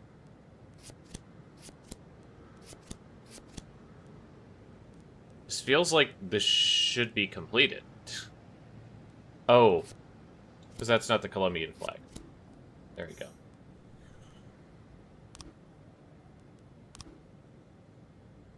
go. Drug trafficking.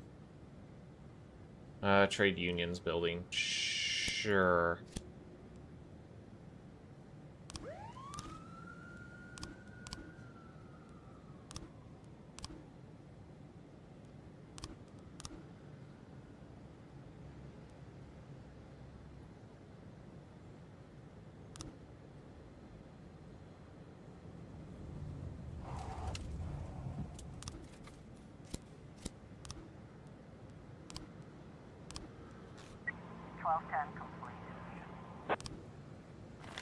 And it turned out to be a harmless drill salesman. He was drinking because he wasn't having much luck on his business on the account of the dentist. People these days don't like strangers carrying drills around. Who's going to feed my children? Journalists.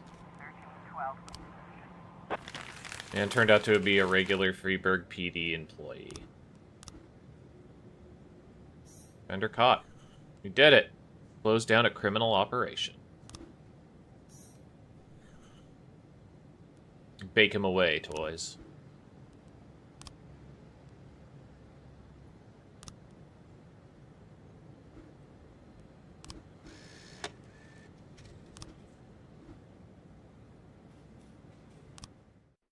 Not bad.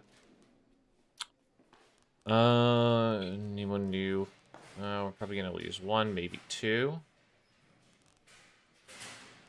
Not the worst.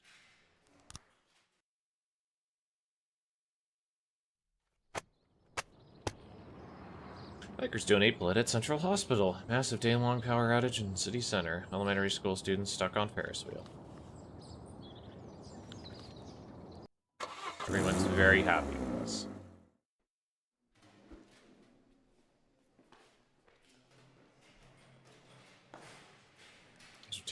Who would have thought? Hearst Bell burned down last night.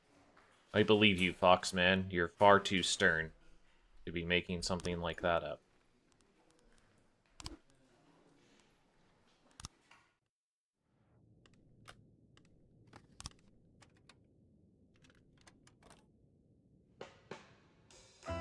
The RTX has never stopped being on for this game.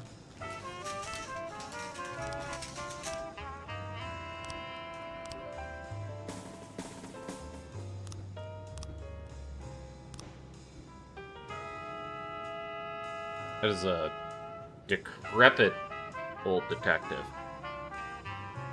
But he might be just what we need, unfortunately.